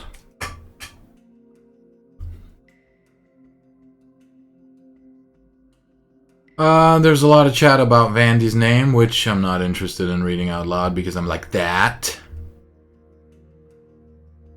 Crisis says conspiracies, blah blah blah blah. Don't bring him on. Clearly, it's Stefan. Oh, it's maybe we should vote what name Vandy really has. But then again, I'm like, if he wants us to know his name, he'll let us know. But yeah, Looseman, you're not making a lot of sense. I don't really get half of it. Crazy Bananas, check Discord if you want to. I want to. Let's check it. Art. Ooh. Ooh, ooh, ooh. We have stuff. Open original. Bam! We have a robot and a helicopter. So this is a view from above, right? We're seeing tiny, tiny trees here. And we're seeing a helicopter here. So this tells us something about the scale. Then we're seeing these vines that are, or maybe they're trees, but they're really huge and the leaves are very huge. We've got some breakage in his armor here, the robot. Is this a flower? In which case you probably should make it a little bit smaller. Not sure. Oh, this is a cable that's kind of coming out. But yeah, overall it looks kind of cool. I would do some more trees. Maybe, I guess not make him broken because you said that stuff has started to grow on him after a while. Maybe look at some images and kind of see what does it look like with, like how, maybe have grass and moss and stuff rather than just trees and vines. It looks cool. The design looks cool. I want to see more growth on him because I'm like, if he's been there for a long time, there's going to be growth, but there's going to be more than this, you know?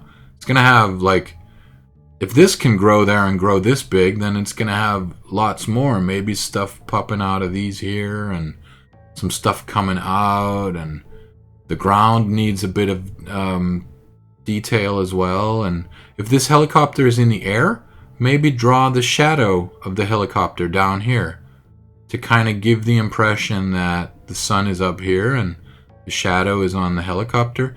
This will give us the impression that the helicopter is actually in front of us, but it's really small. This dude is on the ground, and he is like humongous. Try to bring in a little bit of depth. Maybe make it darker here and there. Try to just scratch it up and make it, give it a bit more texture to it, you know? But yeah, looks nice. I know you said you could have done more and blah, blah, blah, but I ignored it. So, there you go. I don't want to hear excuses. Good work, though. Keep it up. Hello, Inazuma the Lightning. Welcome, dude. Have you made any awesome pixel art lately? Inazuma the Lightning is, he's studying something at the moment, so he doesn't have time to do pixel art. But when he does awesome pixel art. And every now and then he posts it on our Discord channel, which I'm going to post right now. And you guys can, if you're not already there, you can pop onto the Discord and you can come on in and you can post your stuff just like Crazy Bananas just did. And if you like, you can hang out in the channel and you can do drawings and stuff and show them off. And you can earn points while doing it. Looseman says, make a straw poll! Crazy Banana says, yeah, I could have done more. As I said, I didn't really want to. Blah, blah, blah, blah, blah, blah. I kind of already read that, but I ignored it twice. Ooh, Inazuma the Lightning has stuff to show us. Let's have a look at that. He says, I'm actually working on 3 things currently. 1, watching my stream. 2, posting links. 3, secret activity. Let's check it out. Prepare for awesomeness. Awesomeness! Is that little cute guy from Jurassic Park.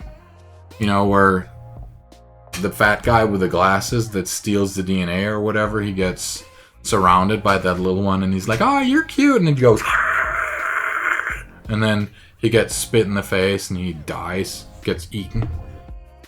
And then we have Scyther from Pokemon. Or it's a praying mantis with extra arms. It looks awesome though. So these are just like the shapes, and then once Inazuma Lightning does his thing, they end up looking like this everywhere, and they're animated and stuff. It's like freaking awesome. Vandy says, spoiler alert! Good job. Oh yeah, we needed to do the arrows. For the arrows, I'm gonna cheat. I'm going to grab this one, and I think was it the fisheye perspective? No. Was it the radial lines? No. It was not. Oh wait, it was. I just need to put some curve on it. Alright.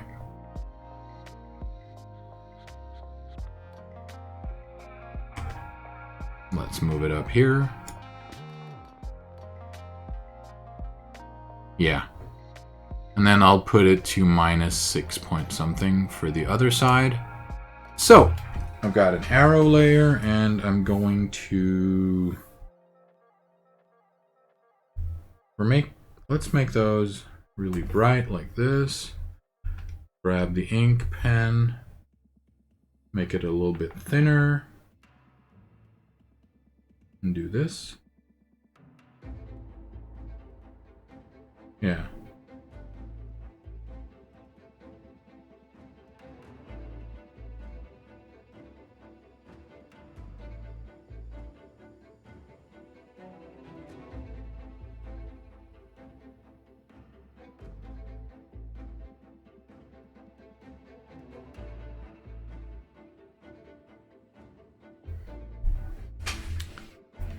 Inazuma says, here is an example of finished work. Let's check it out.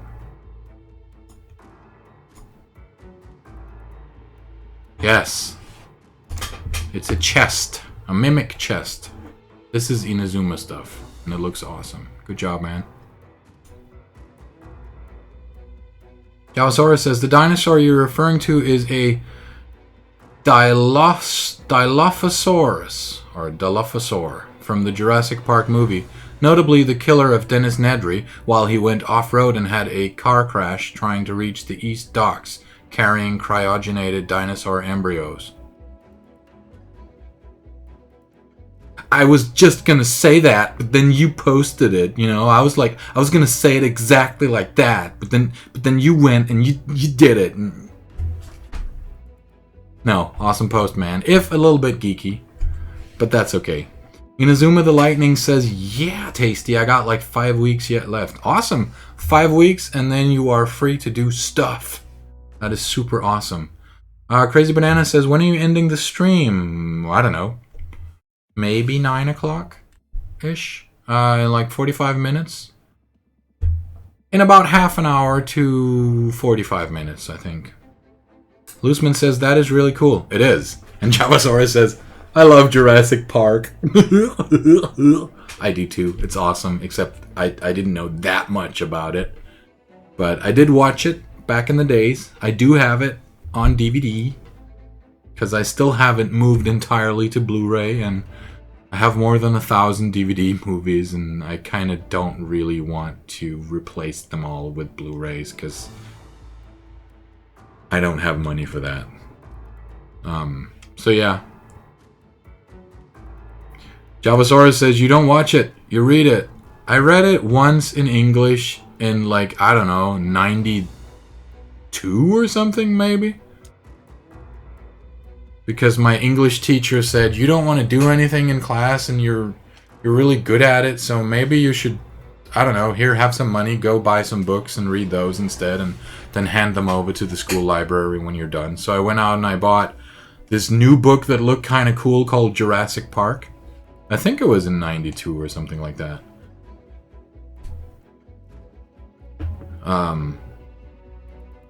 The books are 1,000 times better! Yeah, but the movies are for people that didn't read the books. It's true though. I mean, if you read a book, obviously it's going to be more elaborate. Like you have a Harry Potter book that's like this thick. Obviously it's going to have more stuff and hidden things and blah blah blah. Asimbi says, books, what are those? Yeah. And Vandy says, I still need to watch the follow-ups. Need is a very strong word that I would not recommend using for Jurassic Park 2 and 3 and that latest one and whatever. The gene sequence in the book is pretty cool. I use it for my bioinformatics course to teach the students how to blast protein sequences. Yeah, I do that too. Not. That's cool. Cool that you use it for that.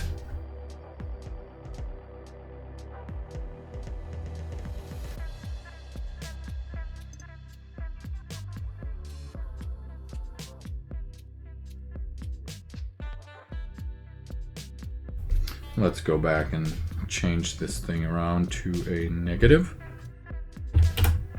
Like that. And now it's like this. No! Don't do this. Damn it. Sometimes it kind of forgets that this is a tablet with pressure sensitivity for some reason. Damn you. Stop doing that. Please. There we go.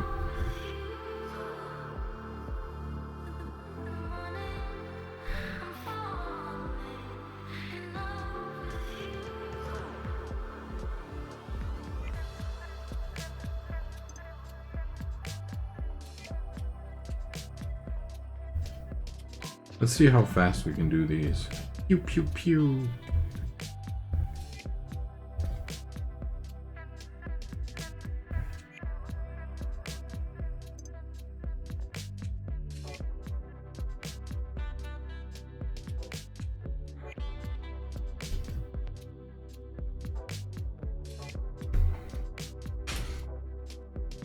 Javasaurus says, trivia. The first print of the Jurassic Park novel by Michael Crichton had a fictive sequence for the alleged dinosaur gene.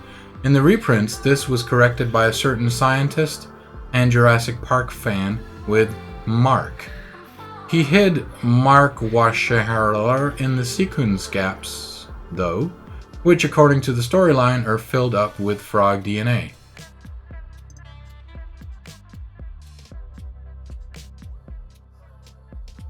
Okay. This is one of these things that I think it's interesting if you work in the line of work that Javasaurus works, which is something related to genes. Not the wearable genes kind of thing, but like the body DNA gene thing. Javasaurus says, Mark was here, NIH. Oh, okay, cool. Vandy says, get an expert in on it, still screw up. Genes, yep. Yeah, Vandy tried to make a joke, but I made it before him. Java says, technically I'm a protein guy. We don't mix well with the genomics. Okay. If you say so.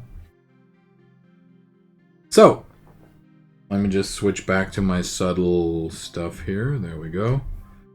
And let's switch to white and lock the opacity, and I can do something like this just on the beginning here of these to kind of make them look like they're fading out a little bit. And as you can see, I can't really draw outside of this because I've locked the opacity layer here with this button. Really, really important when doing stuff like this because it will increase your work speed, your workflow a lot. I just want these arrows to kind of have, you know, the tips be a little bit brighter so that they don't blend in too much with this thing here. And also to give them a little bit of a feeling that they are fading like this.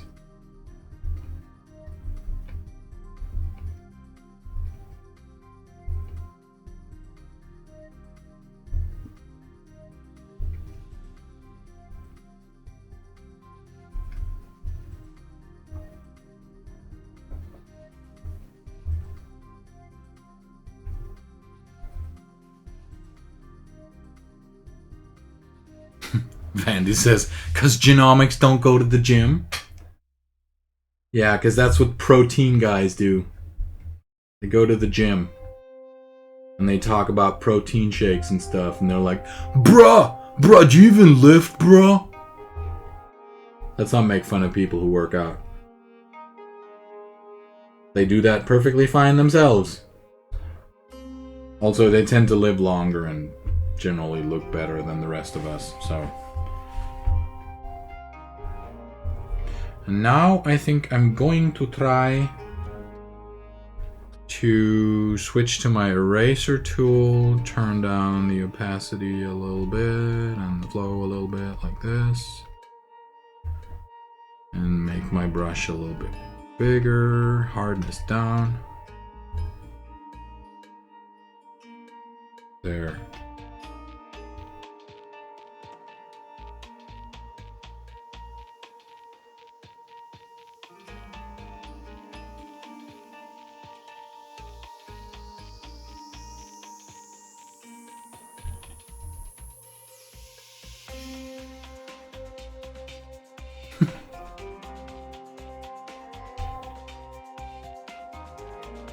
Oh boy.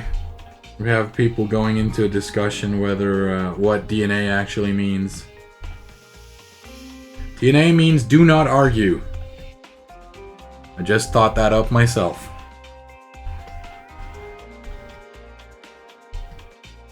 It's a streamer skill.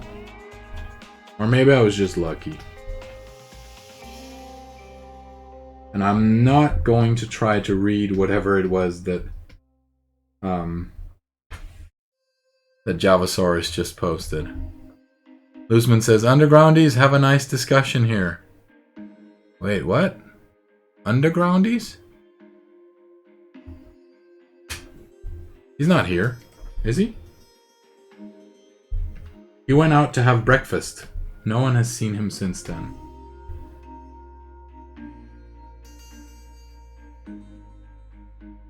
We're good.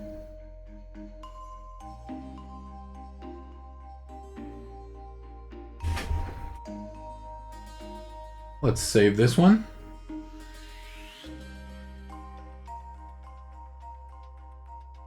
Boop, boop, boop, boop, boop, boop, boop. Yes, it is indeed time to save this one.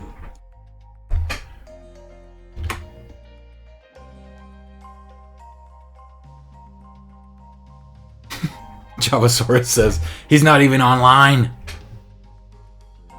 And Looseman says, he was probably just lucky loose.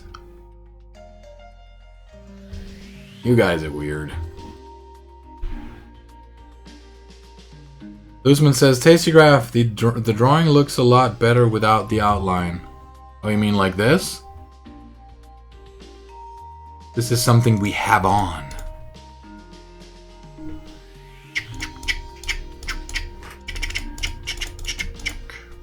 It's a framing. It will probably change. This particular image, it would need to be a little bit smaller, but we'll see.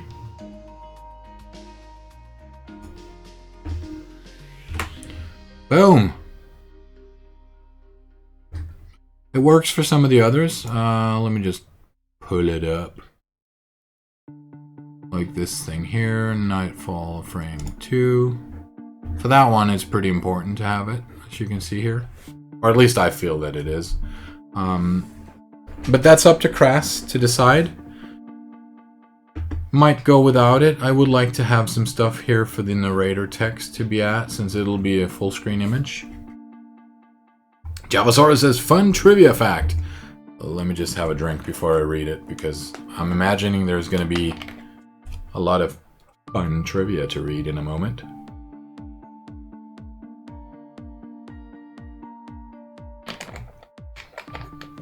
Thank you, Zodit, for the auto host. I appreciate it. You're probably not here, but we are thinking about you every day. The creator of Lucky Luke, Maury, was born in something that I can't pronounce, but it was Javasaurus' birthplace. That is actually kind of fun. Kortrijk. It's a place in Belgium, probably.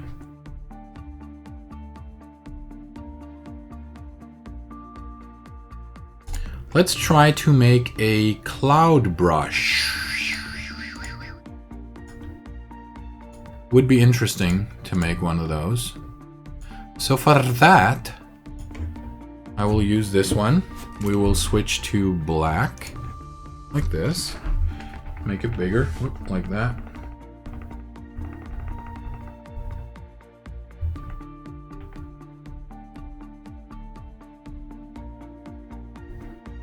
And then smaller. I'm just going to try something out here. It's going to be a little bit blobby.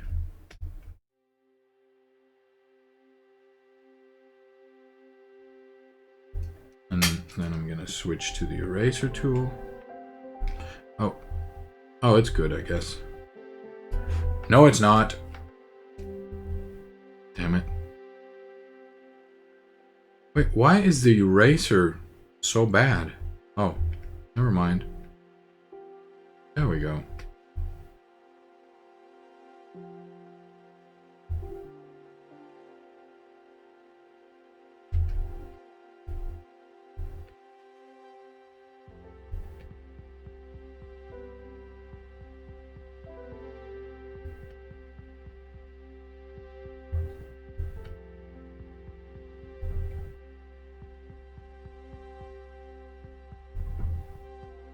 I changed my mind. I did not want a cloud brush, but I want to have something with a little bit of texture, and I'll try to see if I can make something interesting with this. Wrong tool.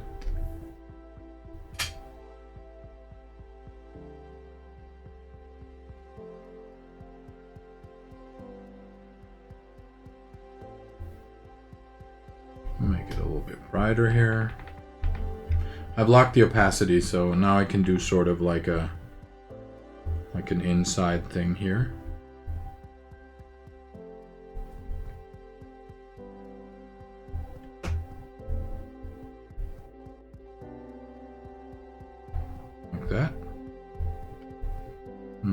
make it even brighter just to kind of...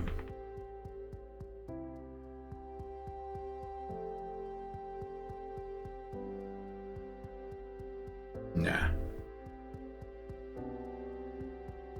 Just like this.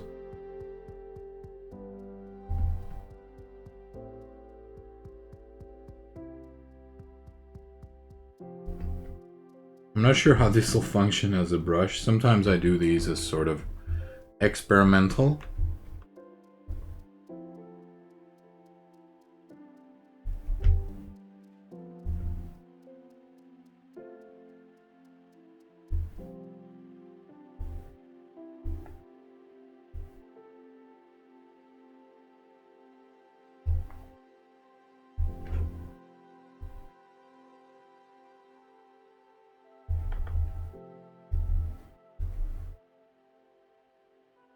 Vandy says, "Oh damn, you're Belgian, Javasaurus? You didn't know? Oh, I knew that. I thought you guys knew as well."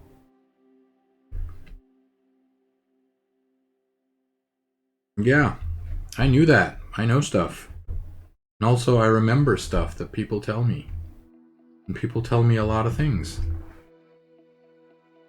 Alright, so edit, define brush, let's call it Strange Cog.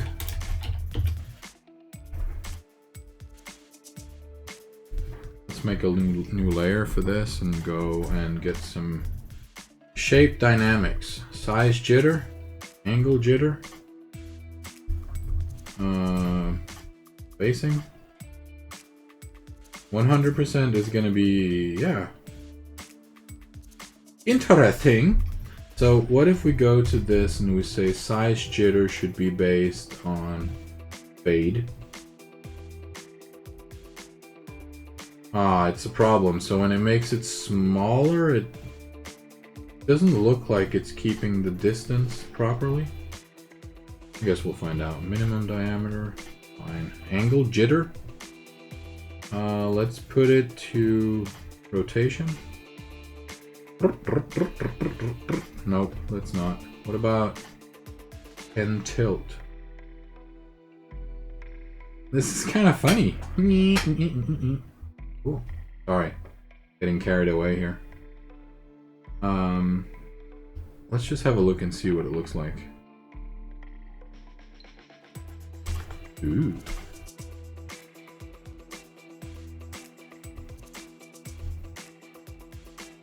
So when I tilt the pen, it kind of tilts how this wheel looks.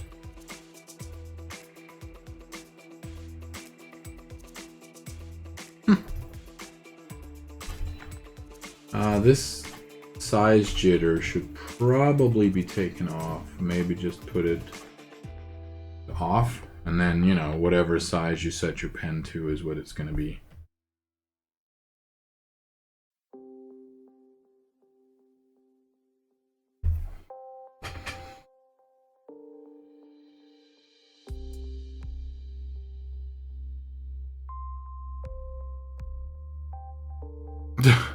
We're still talking about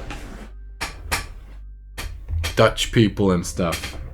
Hello, Marvin. Marvin SD says, hello, peeps. Hello, Marvin. How are you, dude? But yeah, so this brush might not be super applicable for stuff, but let's say you wanted to do a... Let's just set the angle jitter to like 100% or something. Then we'll kind of turn everything around. You could use it like this for edges, if you wanted to.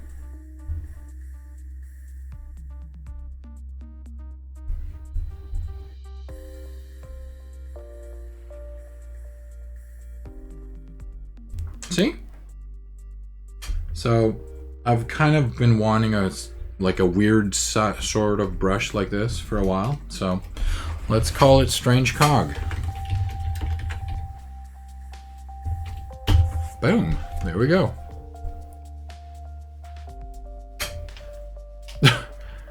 Marvin says, I'm pretty good. I can't decide what game to play at the moment. What are the options? Let us know. What kind of games do you want to play? What is your favorite game? Do you want to play WoW? Do you want to play H1Z1? Z1? However it's pronounced. Vandy says, we're talking about everything but Dutch people. It's Germans, Belgians, and South Africans. Oh, okay. Loosman says, and after a month thinking that the employee was a creep, she noticed that in African, that means I'm going to pull off a joke on you. And we didn't throw in Suriname yet. Yeah, let's not. We really don't want to hear about all the colonies that you guys have taken during the Dark Ages. At least Denmark gave him back, kind of. We still own Greenland, which we shouldn't, but let's not talk politics. Javasaurus says, when in doubt, Tetris. Don't even dare to play Tetris. I love Tetris. That is awesome. Marvin says, I'm actually in WoW. I just left H1Z1, but currently I can't commit to WoW. Java says, Belgium only gave one colony, but we also gave it back. That's good. Looseman says, we owned Denmark once. Yeah, I'm sure you did. Not anymore.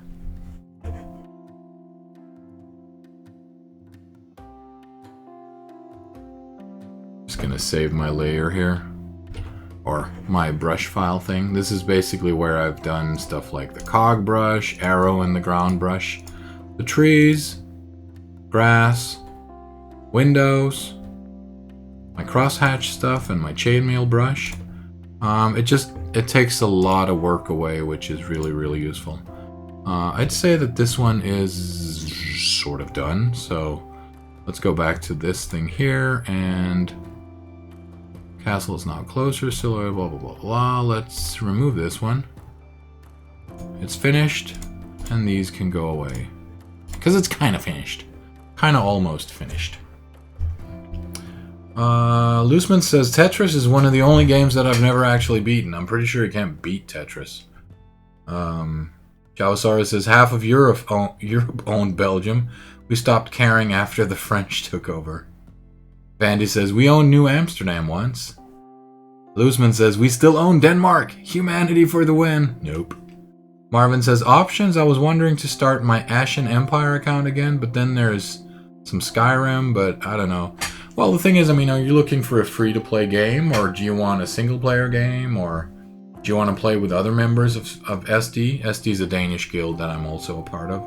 I know that there's a bunch of people right now playing in Elder Scrolls Online. We have people playing in EverQuest 2, which is really, really solo-friendly. Like, if you don't want to play with other people, you just hire a bot, and the bot plays with you, or a mercenary is what it's called. And it'll beat stuff up for you. It's a pretty decent game.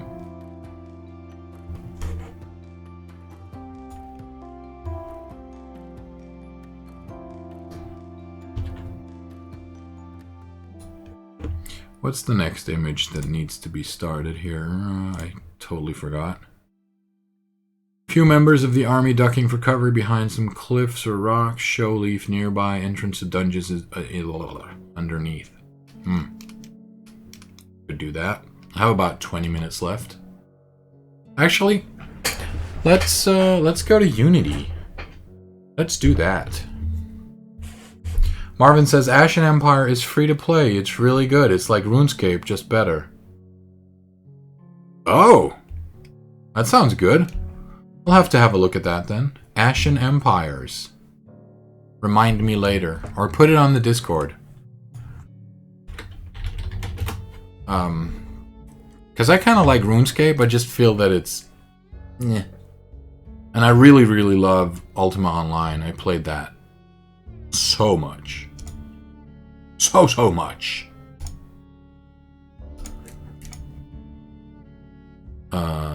Unity? Unity.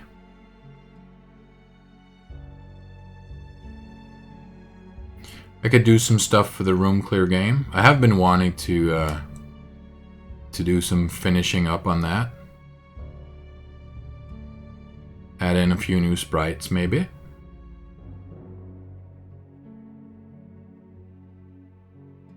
And there's my C# sandbox, which was basically I wanted to do some scripting testing for that, for the JSON thing. So I'll show you the script here. It's really simple though. Marvin says, Ashen Empire is worse graphics than RuneScape. What? It's not even possible to have worse graphics than that. But the options is crazy what you can do. I used to play it 6-7 years ago. I would recommend watching a few YouTube videos. Yeah. Looseman says, C#! Yeah. So basically what I did here was just kind of play around with the JSON stuff where you can basically take things from a class. In this case, I'm taking the entity name and the power level of this thing here and writing it out to the console in a moment when it's ready. There we go. So you can see up here that it took this and converted it to a string, and then I can use that string or text thing later for stuffs. Tasty Graph says, believe me, my placeholder graphics are worse. Vandy says, well, I'm heading downtown. See you all somewhere around. Thank you so much for popping by, Vandy. I'll see you later, dude. Take care. I'll show you what my placeholder graphics look like. In this game here, my room clear, that's essentially what my placeholder stuff looks like. Luxman says, what are you doing downtown? Maybe he would tell us. Maybe not. We don't know. Marvin says, but I haven't been following the game for some time. I mean, one of the games that I'm curious about at the moment is Albion Online. Albion Online is like, it's kind of similar to Ultima Online. It doesn't have as much depth yet, but it does have a pretty cool system where you are what you wear. So if you train up sword skills, then you use the skills that are attached to the sword. If you switch out your sword with, let's say, a dagger, then the dagger has specific skills that you can use there. Looseman says, I've seen those. Wait, what? Yeah, these are my placeholders. La la.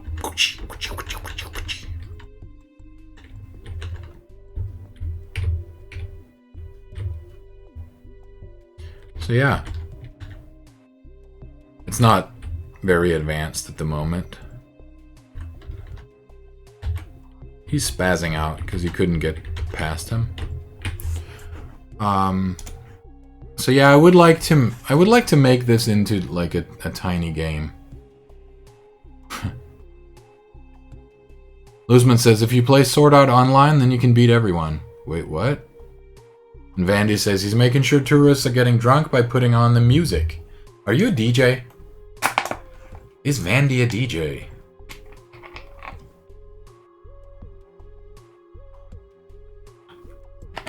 And Looseman says his placeholder graphics are solid color boxes. And that's fine. I mean, mine are too in the beginning, but then I kind of replace them once I get bored and I start to draw more stuff. I've got all my things over here in this thing here, my sprites and stuff. As you can see. Boop. Boop. And it's really not that advanced, so this is really placeholder graphics for me. Oh, Looseman says he's a DJ. DJ? DJ. Yeah. We could have a look at the thing with the games later. I'm really curious to see what this Ashen Empires is, but if it has worse graphics than RuneScape, then it has really bad graphics. Sadly. Maybe we should get someone to make a new game. A new RuneScape-y game.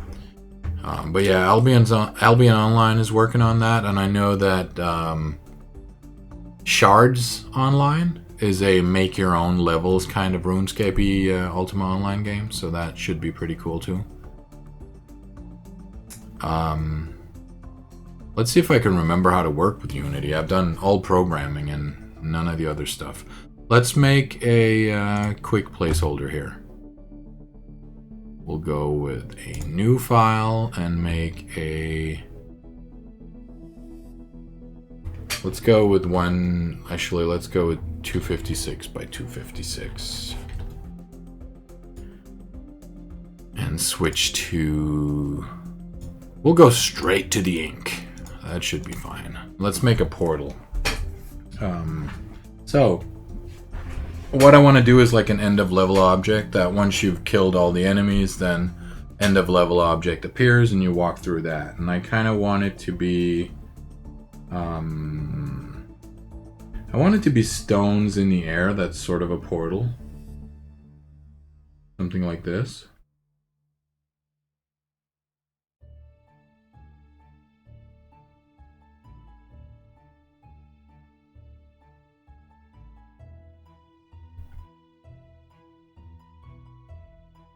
And then we put some color behind it. I'm just gonna fill it in with like a bright gray or something. Basically, this is just going to be a sort of filler color. It'll function as a mask. And then I'll just lock my pixels in and make sure that I can't draw outside of this mask. Then I won't have to worry too much once I start applying the colors. Like this. We'll switch to the eraser.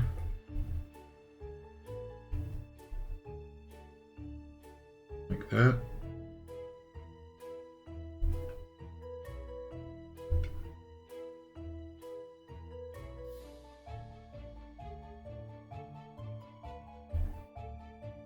And then I'll make a new layer here, hold down Alt between the two layers to kind of lock it on top of that and start to do the coloring. So I want the stones to be kind of a grayish purple-ish hue. And then I want the inside of the portal here to be bright with some sort of bluish magic that'll spill over onto these rocks here. So, let's go to the blue, bright blue, like this, something like this.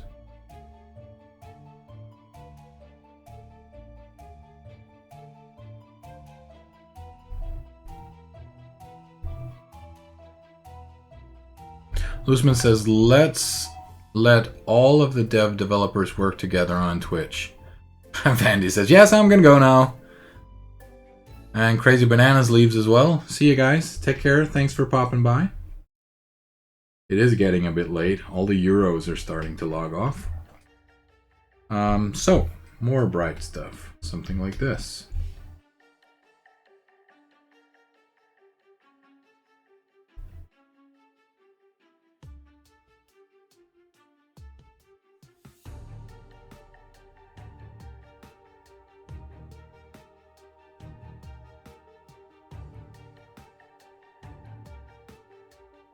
And it's going to be white-ish towards the center.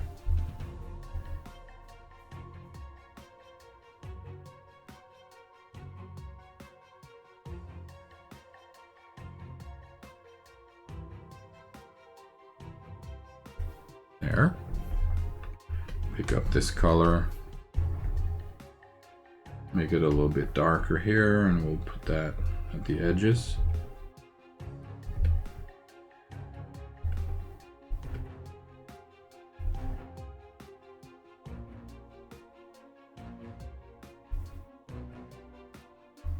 And grab something a little bit brighter for the insides here. And then finally, once I've kind of changed the line art stuff here as well, which I'll do in a moment, then I'll give it a bit of glow to make it all purty. So, I think we're gonna make it a slightly darker line art like this for the stones.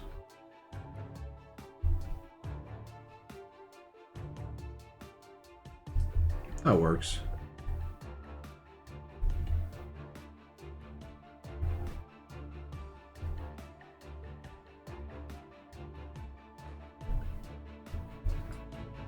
And I'm gonna grab a little bit of this blue, and I'll make it transparent, but I'm just gonna make it so that the harder I press, the less transparent it's gonna be. Transfer, opacity, jitter, pen pressure, like that. So if I press not very hard, it doesn't draw a lot of color. And we'll put that on a top layer on top of everything, like this. So that it kind of looks like the color spills on top of these stones here. Like this. This will give it a bit of a glow. And then I'll pick this really bright inside color here just to make it pop a bit more. Lusman says, geez, that looks cool, that portal. Thank you, dude. It really is a case of just trying stuff out. Sometimes it doesn't really need to be that fancy schmancy, so this thing is fine like this. Let's go with black, put a little bit of color there and there.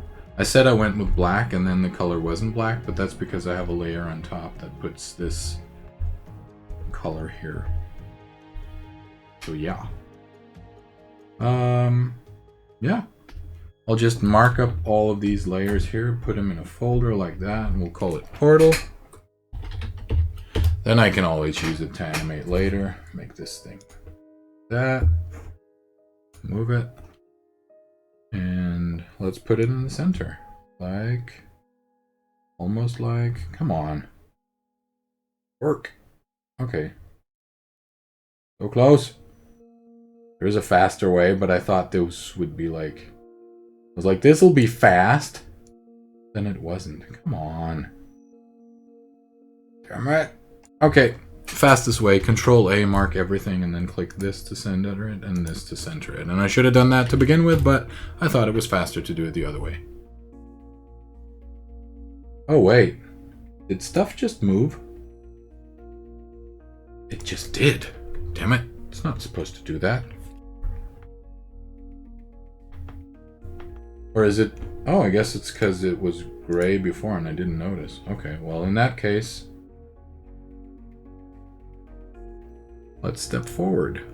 Where's my history thingy? Where are you at? Is it called timeline now? No, it isn't. Here it is. History. Let's move to the bottom. This is fine. And I'll just fix my coloring. It's this layer here. Let's pick up this color so I can fix it. Okay, so where are my holes? They are here and here and here and here. Oh. There we go. Fixed, fixed, fixed, fixed, and fixed. And that's why I drew this layer in the beginning, the gray layer here. It's basically my mask, and this is what the color stuff will land on. And if I did not draw that, then sometimes there will be holes, so I can see where the holes are. There we go. Sorted. And it's in the center, and I can save it now. Let's save it in the Dropbox in Game Dev Assets. This is for a tutorial. Let's call this one Portal.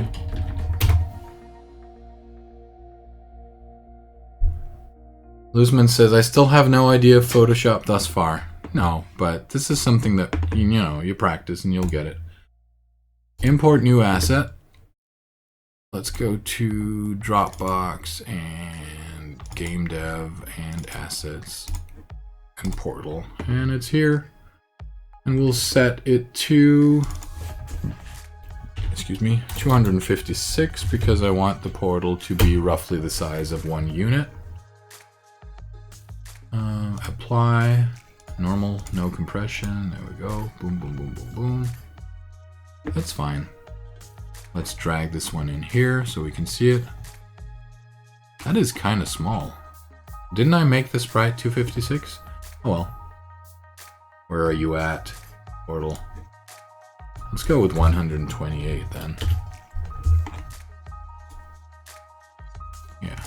better. And we'll put it here. Actually, let's put it here.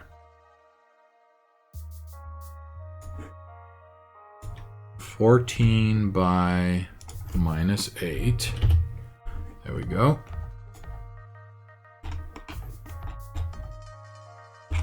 Colors look kind of boring. Let's go back into Photoshop and fix it. They are a little bit boring. So, Control U and let's boost it just a teensy tiny bit. Like that.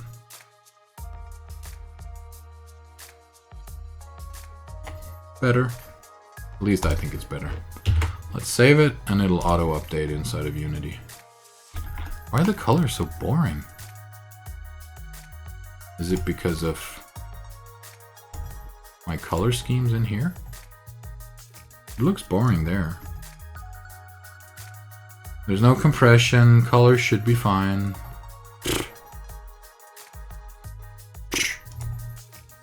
That's weird. I mean, it doesn't... Do I need to refresh it? I don't normally have to. Let's try. See what happens. Oh well. Loosman says make it a little bit bigger. The purple things are side rocks. Wait, what? Yeah, could make it a little bit bigger.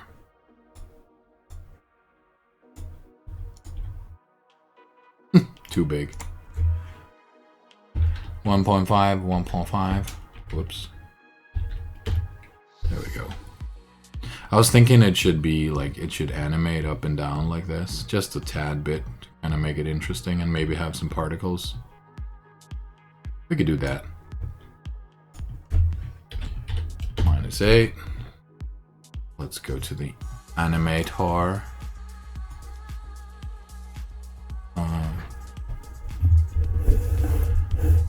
Whoops.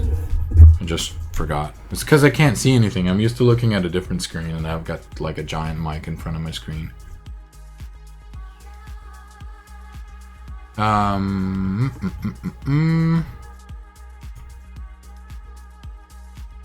Let's add... Normally I could just do like this, but I guess it needs an animator component, so let's do that. I think it's animator, isn't it?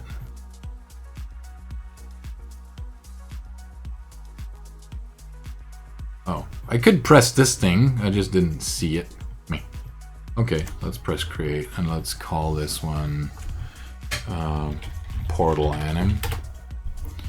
And we will say it needs a property. Let's go with a transform position. And then let's say in half a second, I want it to move up just a little bit like this. And that ends up looking like this. Let's move that out to... Is that half a second? How does it get to 1 that fast? Or is it frames? I guess it's frames. Doesn't matter. Let's move that one to 30. That would make it kind of a halfway point. And then let's sample it down to 25, 20. 20 is probably fine. That'll make it a little bit slower. Still too much, as you can see, or I feel that it's too much. So this center frame here, I'll just move it down a little bit. And it'll not have to move as far. Wait. It's like it jitters at the end. Why? Why does it do... Why did it get like an extra set of frames here? Get out of here! There we go. That's better.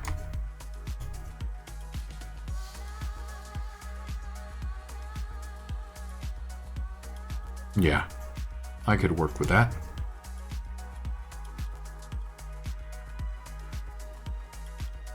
Yeah, Loosman says, it has a little fast jump. Yeah, you're like a little late in that, but thank you. There we go. This one works. And I'm not really going to do anything about it because it's just like the general animation that I want for this thing to have when the game is running. So when it's like this, you don't need to go in scripts and do stuff. I might want to have it spin around and do things with particles at some point as well, but actually let's do that. Let's make a new particle system, and I want to have a bit more room for this thing here. There we go. Duration, looping, pre-warm. Yes, needs to be pre-warm. Marvin says, is it supposed to illustrate a portal? Yes, it's supposed to be a portal. Not necessarily a World of Warcraft portal, but just a portal that takes you to the next level. And let's change the colors to something a little bit more bluish, like that. Start lifetime 5 seconds. That should probably be lowered a bit. Start speed 1, 2, 2. And start size needs to be like 1.1, 2, 1, 3, 1.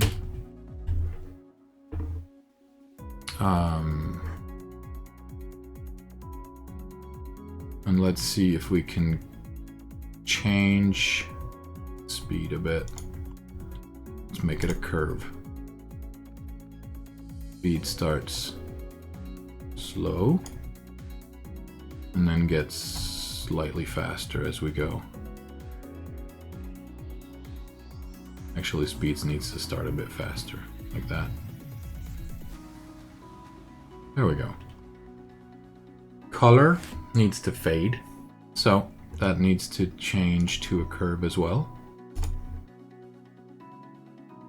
And let's see, start color. No, wait. There is a color over time. I need to find it. There, color over lifetime. That's the thing I want to change to a gradient. And we'll grab this one. So it starts out blue, and then it, as you can see here, it fades away into nothingness. This is a gradient I made already, but you know, you can make your own. I picked blue. Boom. There we go. And I need to have its shape defined, because right now the shape is all wrong. Let's place it inside of this portal here so that I know that it'll follow it, and then set it to 0, 0. Rotation is kind of okay, but I would like for this to be a bit more visible. Javasaurus is back. Welcome back, Java. Baby is in bed, finally. Good. Oh, and I need a drink. Hey, babe. Hey. I'm gonna end the stream in like 10-15 minutes. I actually forgot all about the time. I have my phone here on the desk and it's supposed to tell me what time it is. But after 9 the display goes away because it's late. I want it to be a sphere. Like this. And then I'm gonna change the size a little bit to make these particles spawn from here, emit from shell, then they'll only spawn like out of here, so maybe there, like that. Maybe they need to be bigger. Start lifetime 3 seconds, that's kind of okay, but starts, actually that's all wrong. I should have set it to constant and then have a constant speed, and then speed over lifetime needs to change. And size over lifetime needs to change as well. Because I want it to... Whoops. I want it to be a curve. curve. Needs to start big and then grow small, like that. And then we'll set the start size to 0.3, 4, 5, 6, 6. Start speed needs to be 1 or something like that. Lifetime 3. That works. Looseman says, stay hydrated. Yes. And Marvin says, hello, C. Marvin says, why isn't C playing WoW anymore? I don't know. Why are you not playing WoW anymore? I don't know. She said, do you miss me? He says, wow, wow. I don't know. I don't know. What is it? This is a portal. Duration 5 seconds, I guess is fine. Maybe it needs to be low. Actually, I want more particles. It looks like stone. Emission, this is the thing. Here it is. Rate over time, rate over distance. Just give me more. Let's go with 100. 1,000. 1,000. Let's go with 1,000. It looks like it's behind. Oh, that looks cool. They did a bunch of new stuff here. I need to figure out why is it behind. It is behind because sorting mode, blah blah blah blah blah blah blah. Sorting fudge, billboard alignment. Sorting layer default. Let's put it on. I like your music. This thing needs to be on the level though. And so does this portal here. Default level. Whoops. Wait, what? Do I not have a level? Oh, I was in the wrong thing. I need to go here. Sorting layer level. Like that. And then I want my particles to be... Swimming pool of portal particles. Check your layers. Yeah. Yeah, I mixed up my layers and my rendering layers. But this is here, and where was it? Level, sorting. I forgot. Is it -1 to go in front? No, it isn't. Is it 1 to go in front? It was 1 to go in front. There we go. Ooh. I don't want it to do this in sort of like spurts. I want it to keep on doing it. So, let's see. Emission. Rate, emission over time, bursts. I want it to be constant. Not like this. Looks like a pool, like what if we set it to... into it, like... What happens if I set it to 1 second? Does it then burst every 1 second? No. It has been ages since I did this. Oh, it's because I have max particles 1,000. Let's set it to like 200 or something. Yeah, that's better. See? It's because I had it set to 1,000, so it would spawn 1,000 particles in the beginning and then have no more room for more, and then it would be like... Marvin says, meh, why is my stream buffering a lot now? I don't know, probably because you're downloading stuff and you don't know what to play.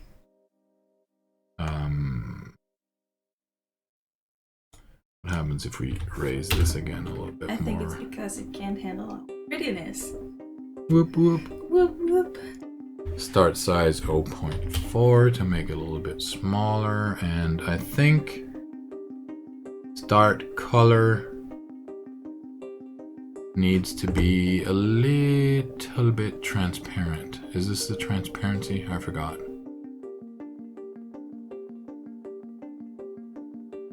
Ooh, so pretty. Pretty. I think this is what she does when she wants me to go to bed or something. It's like, I'm just gonna stand here right behind you and I'll be like, repeating everything you say. Trails. That's new, kind of. Looseman says And it looks horrible. PC just can't handle the prettiness of the swimming pool. Yeah, that's right. I think that's right. It's pretty. So pretty. Marvin says, lol, what are you doing? Yeah. Looseman says, make the particles more see-through. Yep. When somebody jumps into the pool. It needs to be more see-through to begin with. I go make some dinner. Bye. Alrighty. She says bye.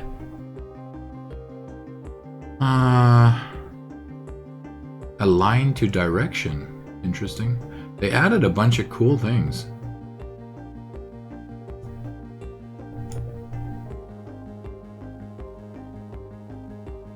I hope that I'm still not buffering. It did say I lost a couple of frames, but we're at like 0.1% on the buffering. Hey Namoa, welcome to the channel. Namoa says, what up? Which program are you currently using to create games? Right now I'm using Unity. And the thing I'm working on at the moment is just a little weekend game that I decided not to stop making. And I'm doing some particles. I'm doing particles for the portal. So here's the little slime guy here. Ninja. There's no death animation for the mobs, but at least the shader makes them bright white.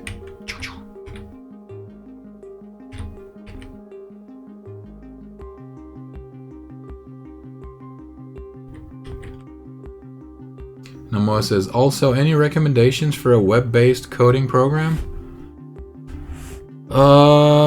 I don't think I know any web-based coding programs. I mean, I know that Construct 3 is going to be web-based, and I use I use Scratch to teach my students, which is web-based. I have different layers for the sword versus the characters, so yeah. Looseman says, my girlfriend would say, why don't you make some dinner? Oh. Looseman says, she didn't tell me you had one of those nice girlfriends. If my girlfriend wasn't nice, why would I be with a person that's not nice, you know? Obviously, I'm going to be with a nice person. That's what life's all about. Namoa says, I actually meant for web designing. Oh. Oh, okay. Well, for web designs, I think you should probably ask someone in chat. Or we could ask my girlfriend. I know that she uses, I think, InDesign for some of her stuff. And I don't know what sort of editor stuff she does. She has a very, very graphical approach to her web stuff.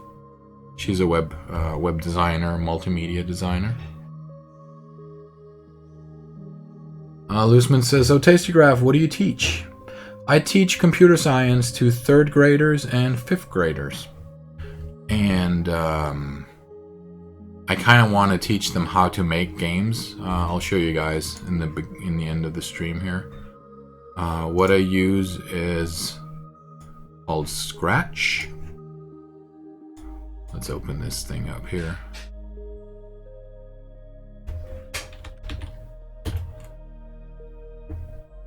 And I'll change it to English in a second so you guys can follow along if you want to.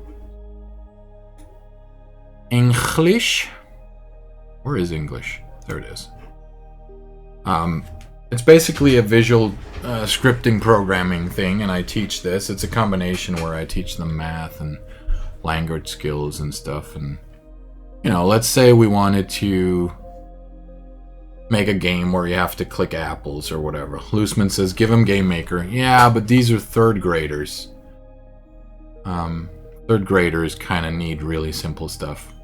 So, you know, you have visual stuff. Let's grab this ball here. We can delete the cat. And this ball thing is going to be our main sprite. This is something that we want to click. So it's basically event-based. We'll say that whenever we click the green flag, that's when we want the game to start. And we can say whenever we click this sprite, then we want it to go to a different location, and we can click it again. So we've got stuff here in motion where it has a lot of different things go to a random position whenever we click it. Obviously, we could have coded this ourselves by taking go to XY and then figured out, as you can see here, there's X and there's Y position. We could have said take a random X variable from, let's say, 236. You can see the number down here, 236 to minus. And then that would have worked too. But, you know, they already added something here, so we'll just use that.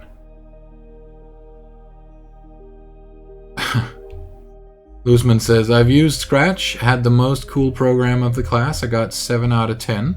Nice. Maybe you didn't, I don't know. Maybe you didn't do what the teacher asked you to do. Let's check out Loosman's project. Chip Catcher. Catch the chips. Move your PC around using the arrow keys or A and D on your keyboard. Does it have audio? Am I gonna get my ears busted? What's your name? Poop. Oh, and then chips fall down and I have to catch them? Cool. Caught it! Oh, it has audio. It's really loud. Whoop. Whoop. Chips in storage. Can I do anything? Whoop.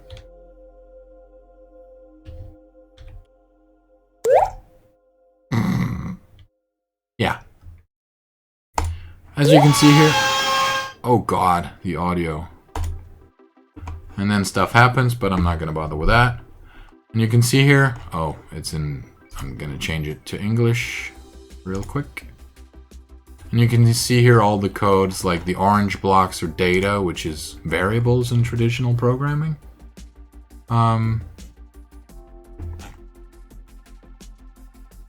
then purple ones are for looks or appearances, and yellow ones are for control, stuff that's like for loops and ifs and such. Loosman, I really need you to chill, man. You are totally destroying the chat.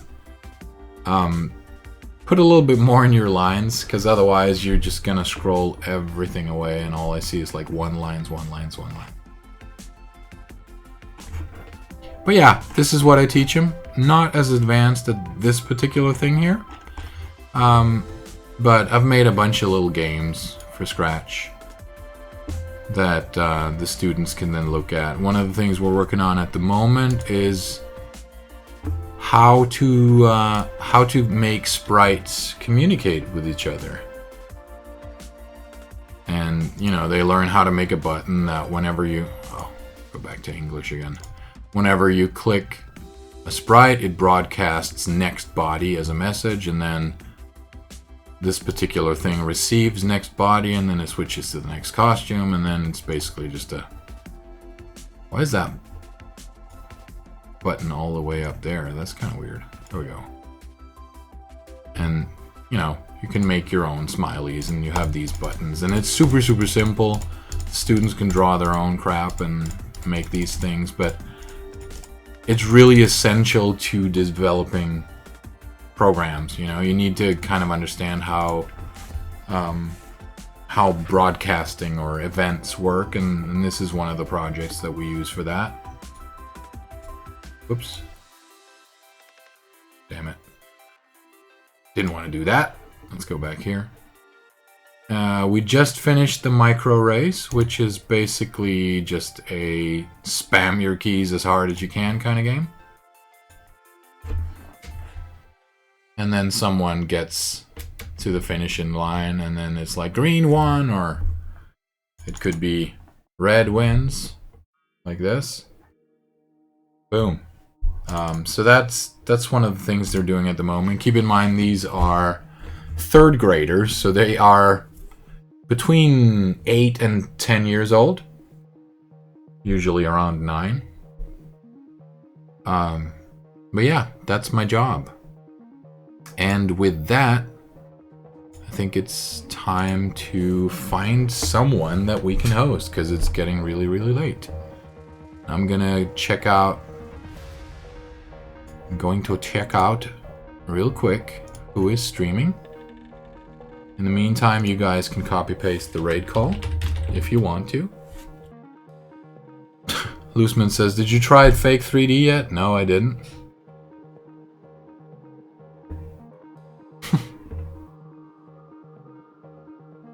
Because I'm like, I don't want to do fake 3D. I want to do real 3D in Unity, so I'm not even going to bother how to learn to do fake 3D. Let's see, who's streaming? We have Windybeard Games. We like Windybeard Games. He's awesome. So, we are going to visit Windybeard Games. And he could also teach you a thing or two about... Simbi says, I can't do red! I don't have my red pants! You can. You will. This is the dude that we're going to go visit.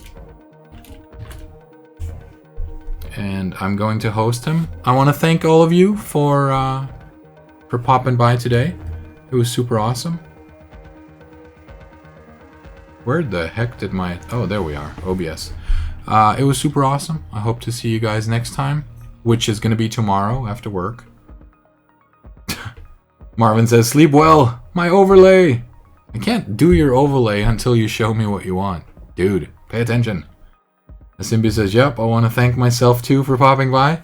Thank you, Asimbi. As always, it's been a pleasure. Selmix says, thanks a lot for the streams. Have a good one. Thanks for popping by. And thank you so much for the follow. I'm going to switch us over to the AFK thing. No. Let's just do it. Let's just host him. I'm going to do a /host Windybeard Games. And thank you all. See you guys tomorrow, maybe. I hope so. Bye-bye.